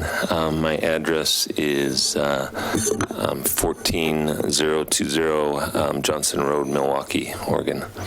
And as you guys know, I'm just a neighbor, and I think this is a good project. Definitely meets a big need in Milwaukee for needed housing. And I think any challenges with the site, I think, can get designed so they're minimal, and I'm just wanted to make it part of the record that I'm supportive of the project. Great, thank you. Any questions? No, thank you. Okay, thanks for your testimony. Thank you. All right. Great, okay, well, no other testimony. We'll go ahead and close the public testimony portion of hearing on file VR-2018-005, NR-2018-002, DEV-2018-006, now closed. Okay, no further testimony can be taken unless the public hearing is reopened. Is the commission ready for discussion? Yes. Yes. Great. I want to hear Scott's answer. Yeah, can you talk to me about the plane, the height plane thing? Oh, really excited for this. So deliberating speculatively on this, I think that any adjacent development would probably be in kind to what is being proposed for this site. If that were speculatively to be annexed into the city, the highest and best use for R2 for that footprint would probably be a similar style and scale of multifamily structure. In the elevations that were shown with the kind of zone of impedance, the perception of that zone, I think, is very limited compared to something that meets the standard outright as far as what an average layperson passerby is going to, see and feel and understand as an impact. But the structural or formal impact of modifying this proposal would be substantial in the consideration of either moving the building, coming up with a modified pre-manufactured truss, or decreasing the floor-to-floor height, all, at least in my mind, all considerations which have a more significant downside than this limited perception of what's being proposed. Most significantly, that could cause a reduction in either the usable square footage of these units or the reduction in the overall number of units, which is not something that we want to do necessarily. It's not something we can do. Right. Because it wouldn't meet minimum density. Yeah. Okay. So again, that's speculative based on my understanding, but I think we're not being tasked with looking at this from a design review perspective of does it meet the standards and guidelines, but based on my understanding, I think that it's not a Pritzker Prize winning building, but I think that it generally meets some of the design guideline intentions for breakup of scale and roof line and proportion, materiality. I think there's some nice things in identifying the entrances, a bit of feedback on the idea of running the pervious walkway alongside the building. Generally not a great move to have semi-public or semi-private walkway up against living space. So I wouldn't necessarily recommend that, but I think that overall I am in support of the conditions of approval. I'm a little bit torn on the removal of the loop. I think I can see it from both sides, and I'm open to hearing other people's input on that. So. Well, thank you for the side yard height plane limit Sure. description. That's the first I've really talked about it, so I wanted to learn more about that. Thank you. Yeah, you're welcome. Excuse me. What else? Commissioner Edge? Reg? So I have, I'm pretty satisfied with the conditions of approval that staff has proposed. I think that this is the intended use for this site. It's a good use. They, chose to stay south of the creek, which, I think was important. It's a really constrained site. They can't do a whole lot different. And, and as was described, with the alternatives analysis of, swapping the orientation of the building and parking lot, to try to do something a little bit different doesn't really get them out of the buffer zone any better. Now, obviously, I don't want to see encroachment in the water quality buffers, but, they are entitled to development, and it's a matter of, how well do they avoid, minimize, and mitigate. And with the condition for 1.5 to 1 mitigation replacement, I think that's satisfactory. Having the mitigation on the south side of the creek where it's sorely needed, or where it's needed the most, I think is appropriate. I'd personally like to see, a condition where any additional stormwater planter, would stay out of the buffer. As opposed to, we're talking about what is it, eat up a parking space? Does it go somewhere else? Well, if it goes somewhere else, just hopefully it stays out of the buffer. And I don't personally, I don't really want to see the loop. I'd like to see the trail. I get that the loop is an amenity, but yeah, I'd like to see that mitigation area, preserved as such. And, I just have concerns about, people walking their dogs and the dogs running off into the, landscaping and stuff. And if you have a clearly demarcated area this is habitat and this is the shared open space, I think it does a better job of keeping that from happening at least as much. So that would be my preference, would be just a couple, to include the condition on, no loop, and then to add a condition that stormwater planter would stay out of, even if it doesn't eat up a parking space, that it doesn't eat up any more of the buffer, the water quality resource buffer either. So can you clarify that? Because I'm looking at the thing, and the water quality resource, of course, encroaches on the parking lot. So does that mean you don't want it anywhere outside of the parking lot? You understand what I mean? I just want to make sure that we're clear, because if somebody says, well, the water quality resource is in the loading dock and we're going to shrink up the loading dock into a, right, is that what you mean by your intent? Or? Well, no, I think the loading dock is required.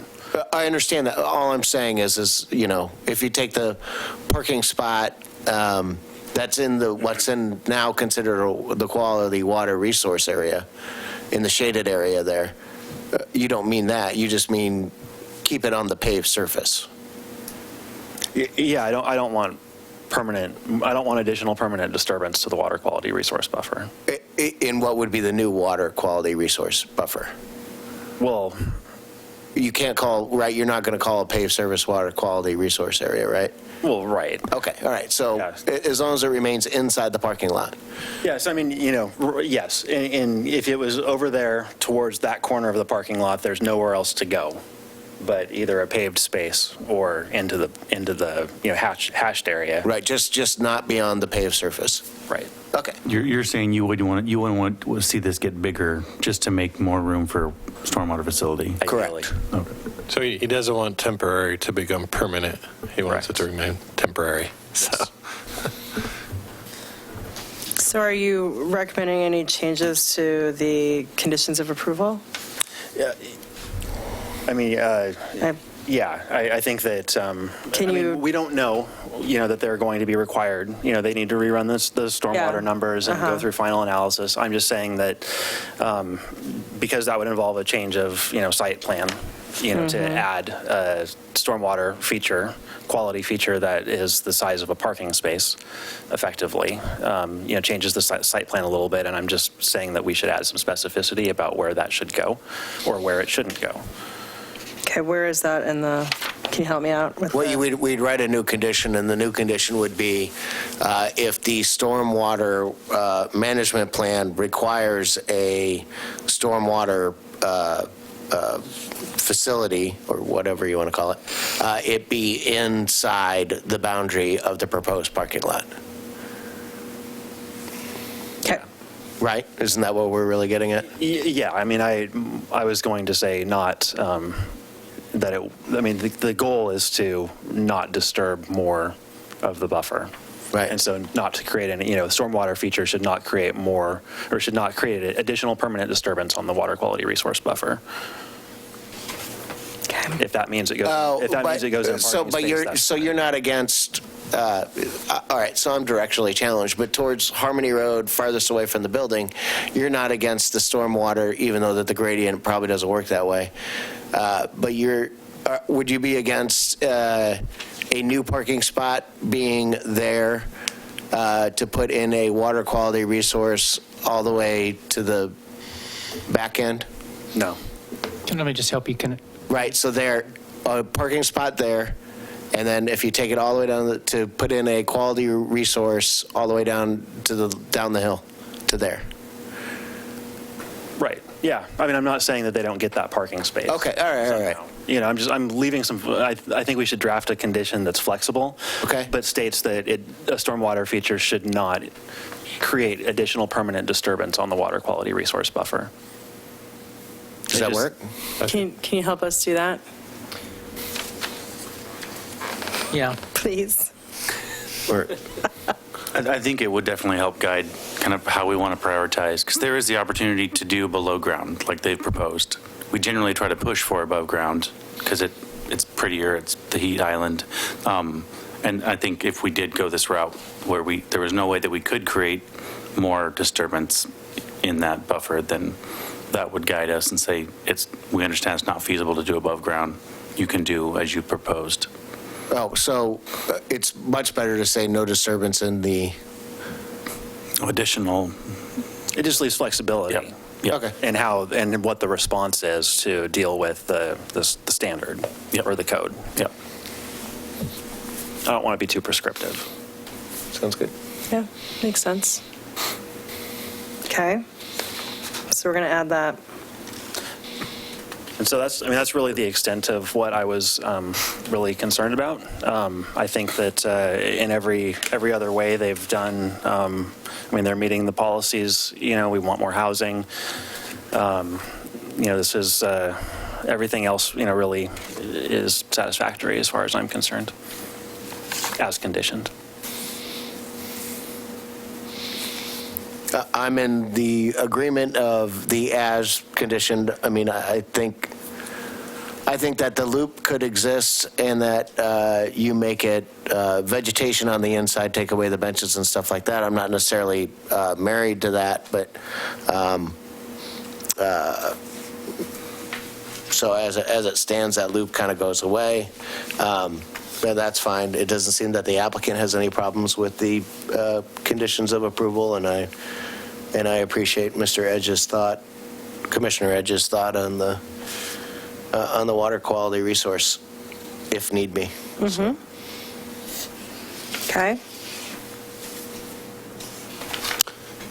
Yeah, my biggest issue was the replacement ratio, acceptance of that condition. I'm inclined to accept the conditions.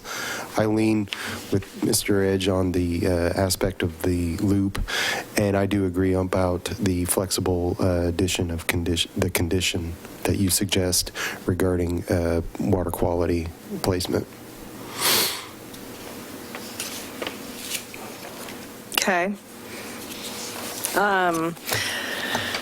My only thing is about the safety of that pedestrian walkway to the garbage and recycling. I just, when I visited the site, I pulled in and somebody squealed in right behind me, and it's a sharp turn in to the site, and I guess if some kind of like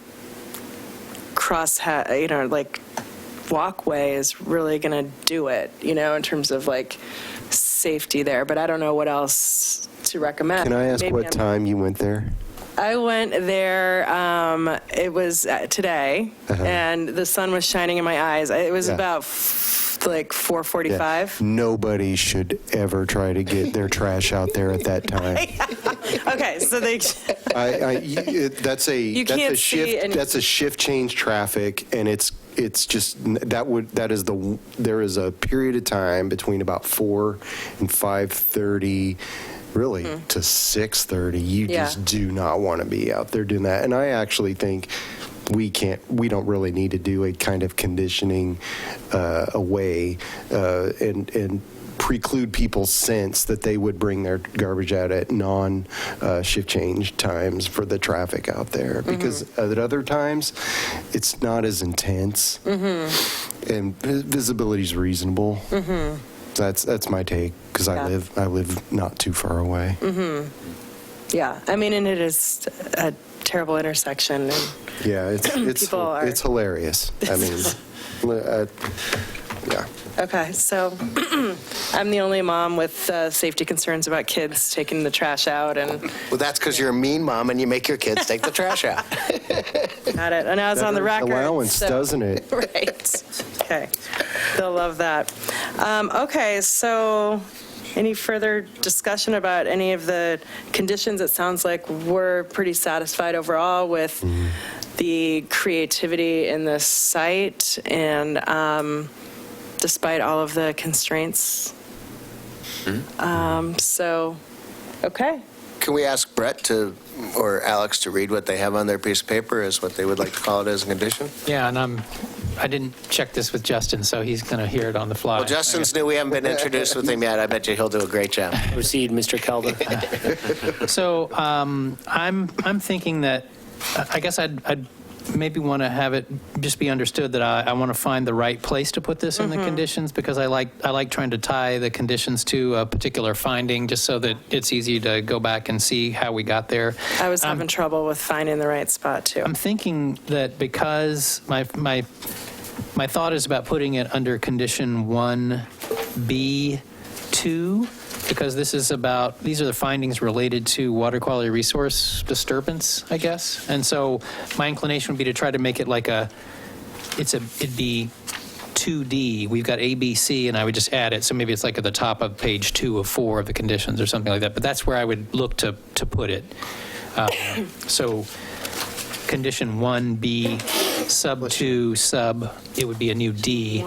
And I was thinking of saying something like, with final stormwater calculations, ensure that any new stormwater treatment facility does not result in new permanent WQR disturbance. Yep. Is that, 2D? Nailed it. that seemed to make sense? Could you repeat that? 1BD. 1B2. 1B2D. 2D. And it would say, Right at the. with final stormwater calculations, ensure that any new stormwater treatment facility does not result in new permanent WQR disturbance. Okay. And you guys will help me if you decide, I don't know where you're going to go with some of the loop questions, that kind of stuff, but we'll try to look to see if we need to mark other things out or clarify. Yeah, any more discussion on the loop? Where is that in the, It's in the 1.5. 2C, isn't it? 1, 2C? Is that right? one? Yes. Yeah, 1B, 2C. Yeah, 1B, thank you, 1B, 2C. So it's the bottom of page 1 on attachment 2, or 5.1, page 42 I'm in the okay packet. with that. So I think we're all in favor of removing the loop, and Greg is okay with it. Right, I'm not going to argue it. So I don't know if we really need to change it. Oh, so you leave it? We Okay. just affirm it's there with Okay. our recommendation. Yeah, so I think we're good as that's stated. Except, as Brett says, that, does that condition say that it'll extend the path up? Because I don't think that we're all in favor of extending the path up. No, I don't think that's. Well, it says removing the looped configuration and providing a more linear alignment along the southern boundary of the mitigation planting area, parentheses, closer to the building and parking area. So, I don't know if, I wonder if that language reflected my thinking about carrying the path further to the east, which sounds like maybe you don't want to do. If you don't want to do that, I would say maybe we just say removing the looped configuration. Period. Yeah, and Okay, strike the first clause. just cut out and providing a more linear alignment. Okay. And what number was that? Strike out that 1B, 2C. C. Okay, so then it's removing the looped configuration, period. And I think, I'm not sure if it's possible to or necessary to, I'm not sure like if there's a way to specify like where is removing the loop. I mean, I guess it kind of seems like maybe just having it terminate somewhere here. Is that kind of what you guys are thinking, or I don't know if Well, I could identify more clearly? I think the point is to keep it out of the water quality resource area as much as possible. So I would say you would end it at the edge of the Parking lot. would be the natural thing to do. So like here? you mean? Yeah, and from a construction standpoint, it's probably easier to do that too. Okay. You'd have much less mitigation into that area.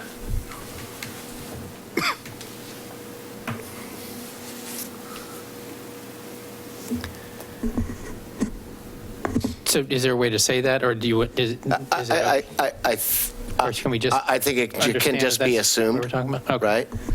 Okay. Okay. Like you're removing the loop configuration. Right, we just, and we So remove the whole loop. well, and we defined what the loop was. With the language in there about a more linear alignment along the southern boundary of the mitigation planting area, that limits encroachment into the WQR, I mean, I think that's fine.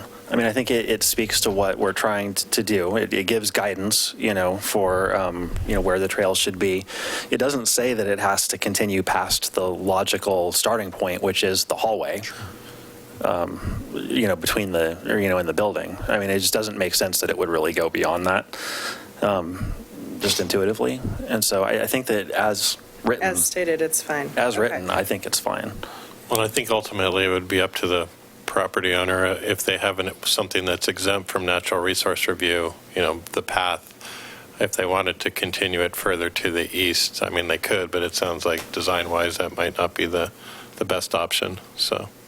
Yeah, so as long as we have the split rail fence to, show where people should be versus where people shouldn't be, then I think it's fine as written. I just want to make sure, as written, it doesn't actually force the applicant to continue the path upwards towards No, it the does zone. not. Wait, As written, read it no. that way. You say as written, you mean having struck the and providing a more linear alignment, like with we struck some language. I don't We're know. We're not talking about striking not that. striking Oh. anything anymore. Leaving it Leaving in. it all there. I know, we went back the other way. Oh. Well, I said that I liked the way it was written, Oh. and now we're talking about leaving it that way. Oh, okay. I don't read this language as inferring that it needs to go further to the east, past where the building entrance is. Okay. Right. So. Thank you. Okay, so the only, Is Denny going to read it that way? So can I just show you what so in terms of removing the loop, we're saying like right here, we'd cut it off, and maybe like right here? Correct. Basically, okay. That seems like the logical spot.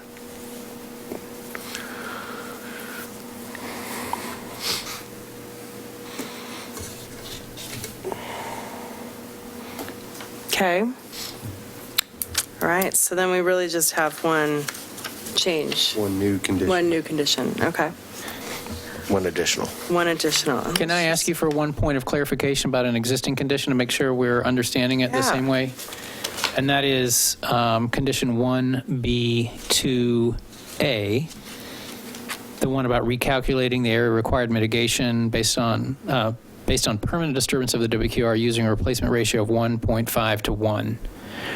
So the staff report discusses a little bit about a couple different ways to think about the mitigation, like questioning, on one hand, you do the 1-to-1 for temporary plus 1.5 to 1 for permanent. You could add those all together.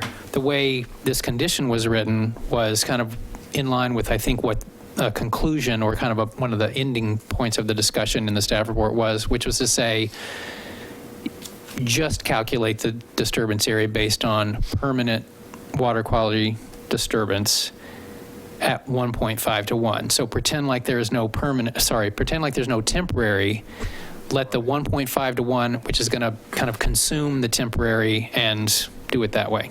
Okay. That's how I That's what you understand understand. Okay.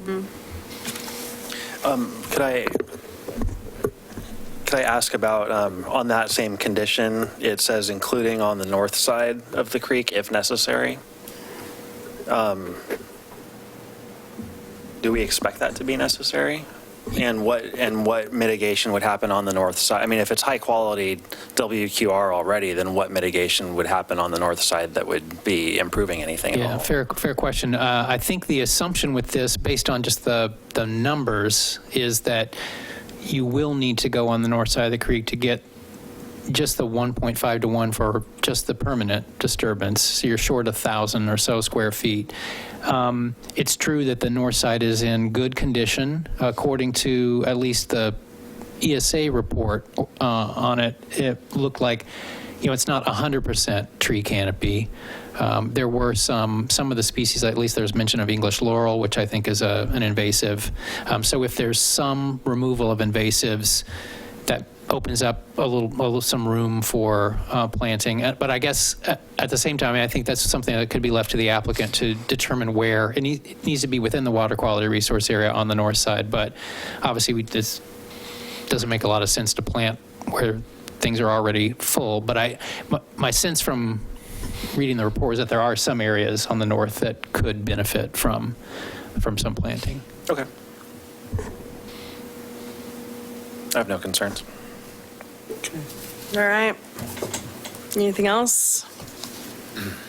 No. I will entertain a motion.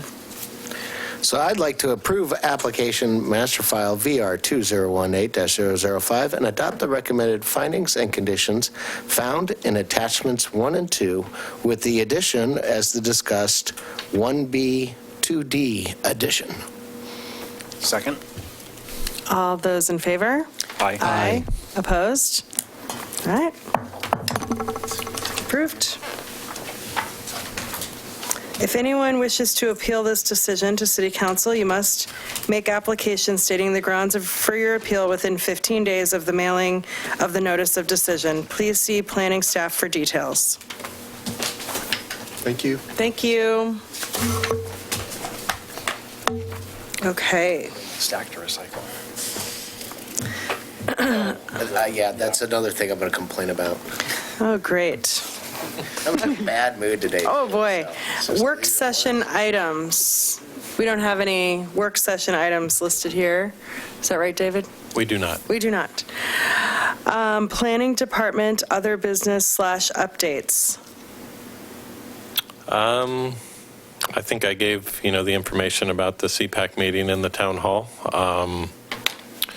We have a lot going on, especially on the long-range side of things. You as of now, I mean, we can get into it a little bit more for the forecast for future meetings. We have one scheduled for October 9th, the only thing on there. I think we had assumed maybe that this might be continued, and then there would be that opportunity to add that work session onto that. If, the Planning Commission, with the October 15th town hall the next week after that, if there's any concerns about cramming in a ton of meetings, I can talk to Denny about potentially, pushing back that update until after the town hall and maybe report back on that a little bit more. That's something that we could potentially do because we would love for all of you to attend the town hall. And if we were to give you that week off, we'd pretty much expect it. So, so yeah, that's kind of really as far as other business and updates on the planning department side of things. On the housing discussion, we're continuing to have that discussion with the city council, and the housing policy will be moving kind of a little bit offset, a couple months offset from the other Block 2 topics, and it's going to be kind of bridging Blocks 2 and 3, so it'll be taking up more like 8 or 9 month process, just given how important the housing discussion will be. So we'll definitely be coming back with updates on that. So Block 2 no longer contains housing? It does not, no. And so as far as our at our first meeting on September 10th and then our next meeting, which is next Monday on October 1st, we're not discussing housing at this point. The plan is to have kind of either a separate kind of subcommittee on housing or to have even an additional separate CPAC meeting dedicated just to housing and having an event or two just on housing outside of the town hall event, because I think that it is something that merits its own discussion. I think there's preliminary discussions, or it's been agreed upon, but not the date, that the author of The Color of Law will be providing, kind of a Milwaukee-centric analysis based on the author's research. And so I think that will be something that the CPAC and the Planning Commission and the City Council will all be invited, as well as the public. And I think that'll be here, just shown on the screen, kind of more like Skyped in. But I don't know all of the details on that, so that's something that we continue to work on. Do you know when will that be? I don't know the date yet, so I think that's all being worked out still. Good. That's great to have the author of The Color of Law presenting for us. That's fantastic. Can't recommend that enough. Cool. For those of you that haven't read it yet.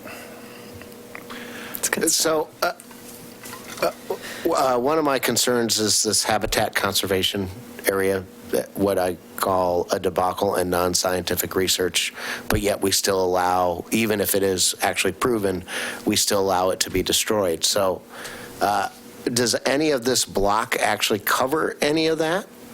I get so confused because sometimes it may cross over, but it may not, right? Yeah, so we're doing Willamette Greenway, natural hazards, kind of climate change and energy, and parks and recreation. So the next block will include more natural resources. Okay, all right, the next block will. Next block, yep. All right. So I'm sorry, when was the town hall? Town hall is October 15th, Monday, October 15th at the Waldorf School, 6 p.m. So I do have materials here from the first meeting of Block 2, which, as David mentioned, has Parks and Rec, Willamette Greenway, Energy and Climate and Hazards. And I'll also point out that is it called the Climate Action Plan? Mm-hmm. Yes. That was released. So the Climate Action Plan is actually scheduled to be approved next Tuesday, at next Tuesday's City Council meeting on October 2nd. And so it was made available for public review on, I believe, September 17th. I think it must have only been open for about 7 to 10 days, just so they could turn that around and incorporate it into the final draft. I haven't seen the final draft yet. I know the agenda for next week's City Council was circulated today, but I don't think all of the materials are finished yet. So I think they're finishing that up, but the actual Climate Action Plan will be available, Right, and that whole entire Climate Action Plan is really going to be the climate change energy program, isn't it? Well, essentially, the climate action plan is, as, insinuated by the name, is more actions and strategy, short-term and medium-term actions, which the comprehensive plan, it's almost kind of been done in reverse order. We're going to need to scale up what was done in the climate action plan and talk about how it influences policy development, especially related to kind of land use and transportation planning. It includes a lot of things, related to kind of beyond the typical, domain of the comprehensive plan. And so that's going to be something that we need to obviously decide on what the scope of our discussion, because I think a lot of people are going to want to largely replicate it, but it is a different document and it serves a different purpose. So, Yeah. So, yeah, we spent a bit of time at the first meeting talking about how those two are connected. And so, it's interesting timing to have the one report that's more specific, and now we're going to take it up a notch. But and there also at that first meeting, for those that are interested, there was a discussion about neighborhood hubs and just kind of the feedback from the survey and some of the thoughts about where neighborhood hubs is going. So for those of you that are interested in that, I have some conceptual drawings that we discussed at the meeting, but essentially, I think that the discussion was the need for economic analysis around these neighborhood hubs and, really what is the potential for redevelopment in some of these areas and what resources does the city have to encourage that development. So I think that as I understand it, it's sort of being not necessarily tabled, but it won't be a focal point of the comp plan update at this point. Well, so we're reviewing and refining, and essentially what we're doing is we're kind of creating a series of kind of typologies depending on the location of the hubs, the surrounding uses, and kind of that will then influence the market analysis done for that. And so we're working on that now. We actually just, Denny, Mary, and I had a discussion about it this afternoon. There were some additional locations that some people had identified that I think were discussed at the last CPAC meeting, that people were interested in. There was kind of there was a proposed hub near Ball Michelle Park, and then the next closest one to the west was way over on the neighborhood mixed-use area near the Cafe and Bottle Shop on 32nd. So that left, a pretty big area with nothing. So we've kind of looked at potentially identifying another hub, maybe along 42nd, to kind of bridge that gap between those two areas, to try to have the hubs a little bit more geographically dispersed throughout the city. And so that's what we're doing right now. And then once we kind of have refined those concepts, that's when the economic analysis is going to happen. And I think there's an opportunity really to dovetail the neighborhood hubs discussion with the housing discussion, especially with it being a little bit offset, because the missing middle housing discussion is going to come into play, the potential need to increase density around these if people especially want them to have any sort of commercial component. When you're at, 7 units per acre, it's not really going to support a whole lot of commercial uses. And so I think there is an opportunity for those things to kind of really line up.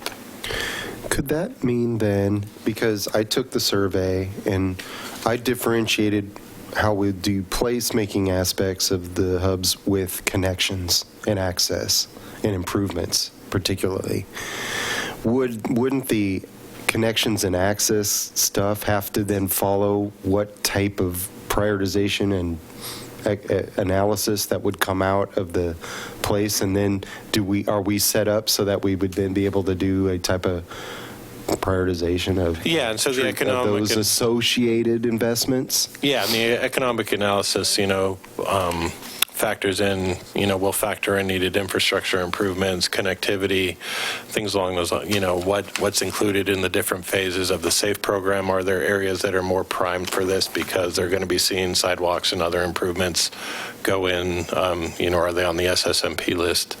Oh, my mic just came on. So those are all things that are going to be included. Okay, and the other, so I already know that I will likely not be here October 9th. So my preference would be to move the comprehensive plan update to the 23rd after the town hall as well, if That makes sense to me. everyone's okay with that. So we may not be having an October 9th meeting. Yeah, and I'll discuss that with Denny.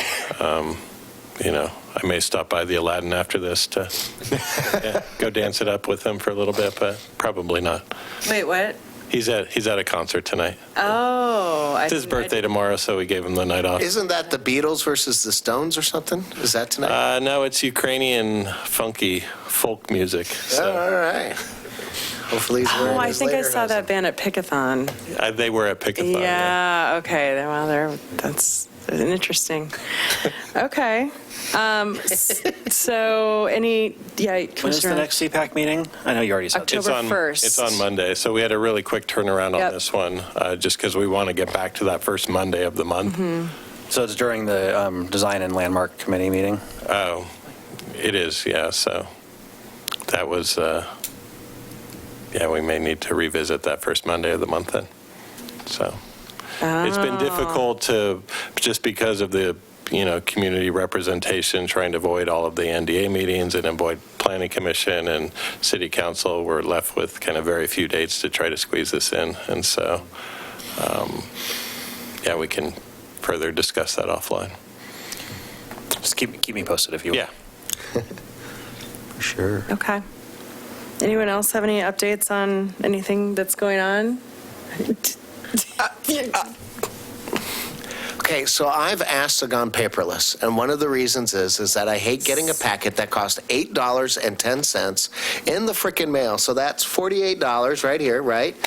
And I understand that it's the applicant's information, but when you put the information online, all of the applicant's information is there. So can I please request not to receive any mailings from the planning department, even if it is the applicant's material, because it is there. It is a complete waste of resource, paper, time, and energy from the mailman. Plus, it's really hard to get it out of my mailbox when it's all stuffed in there. Please, I'm begging you, please. We can continue to discuss that, and hopefully it's not just a ploy to get you an iPad. It's not. I have my own. Are you guys all okay with that? I mean, would you all be Yeah. okay with accessing information online? Well, Yeah, I don't have room to store. Commissioner Travis likes to get hers because she likes to write on it. I do.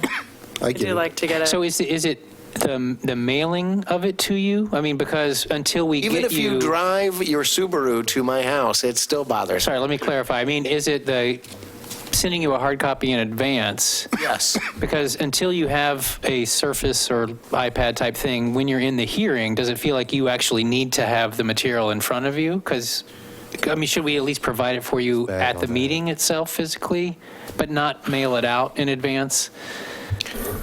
I would prefer, if it's all going to be electronically available, not to be reproduced on paper. Would be my, and even, I guess, having the city attachments is actually kind of, during a hearing, is really actually useful, because then you can refer back to it, because I have no other way to refer back to it, because I'm not allowed to use my electronic device. So, but I don't need the applicant's material, because most of that is already on, actually, most of it is, or could be provided onto your screen, and if we have questions of what is actually printed on the paper, we could just look it up there.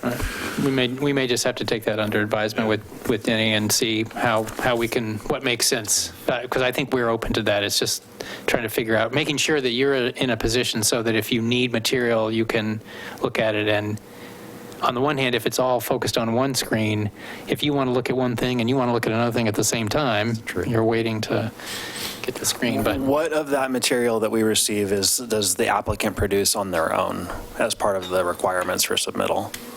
Well, the bulk of that, I mean, what Adam's holding up, like in this case, their narrative, the site plans, That comes to the city from the applicant. So they have to make We 8 require them. copies, well, they make It's not like 20 copies. 18 or 20, yeah, because we. It's send not it the to city making the copies with the Right. city's resources, it's the applicant delivering that. Right. And, I mean, we material. are paying to mail them when we send them to the Planning Commission or the NDA. Well, or- and sorting them and storing, and I don't care, paper is paper, I mean, Yeah, and that is, to that point, that's a $50 packet every Right. time they produce it. Yeah.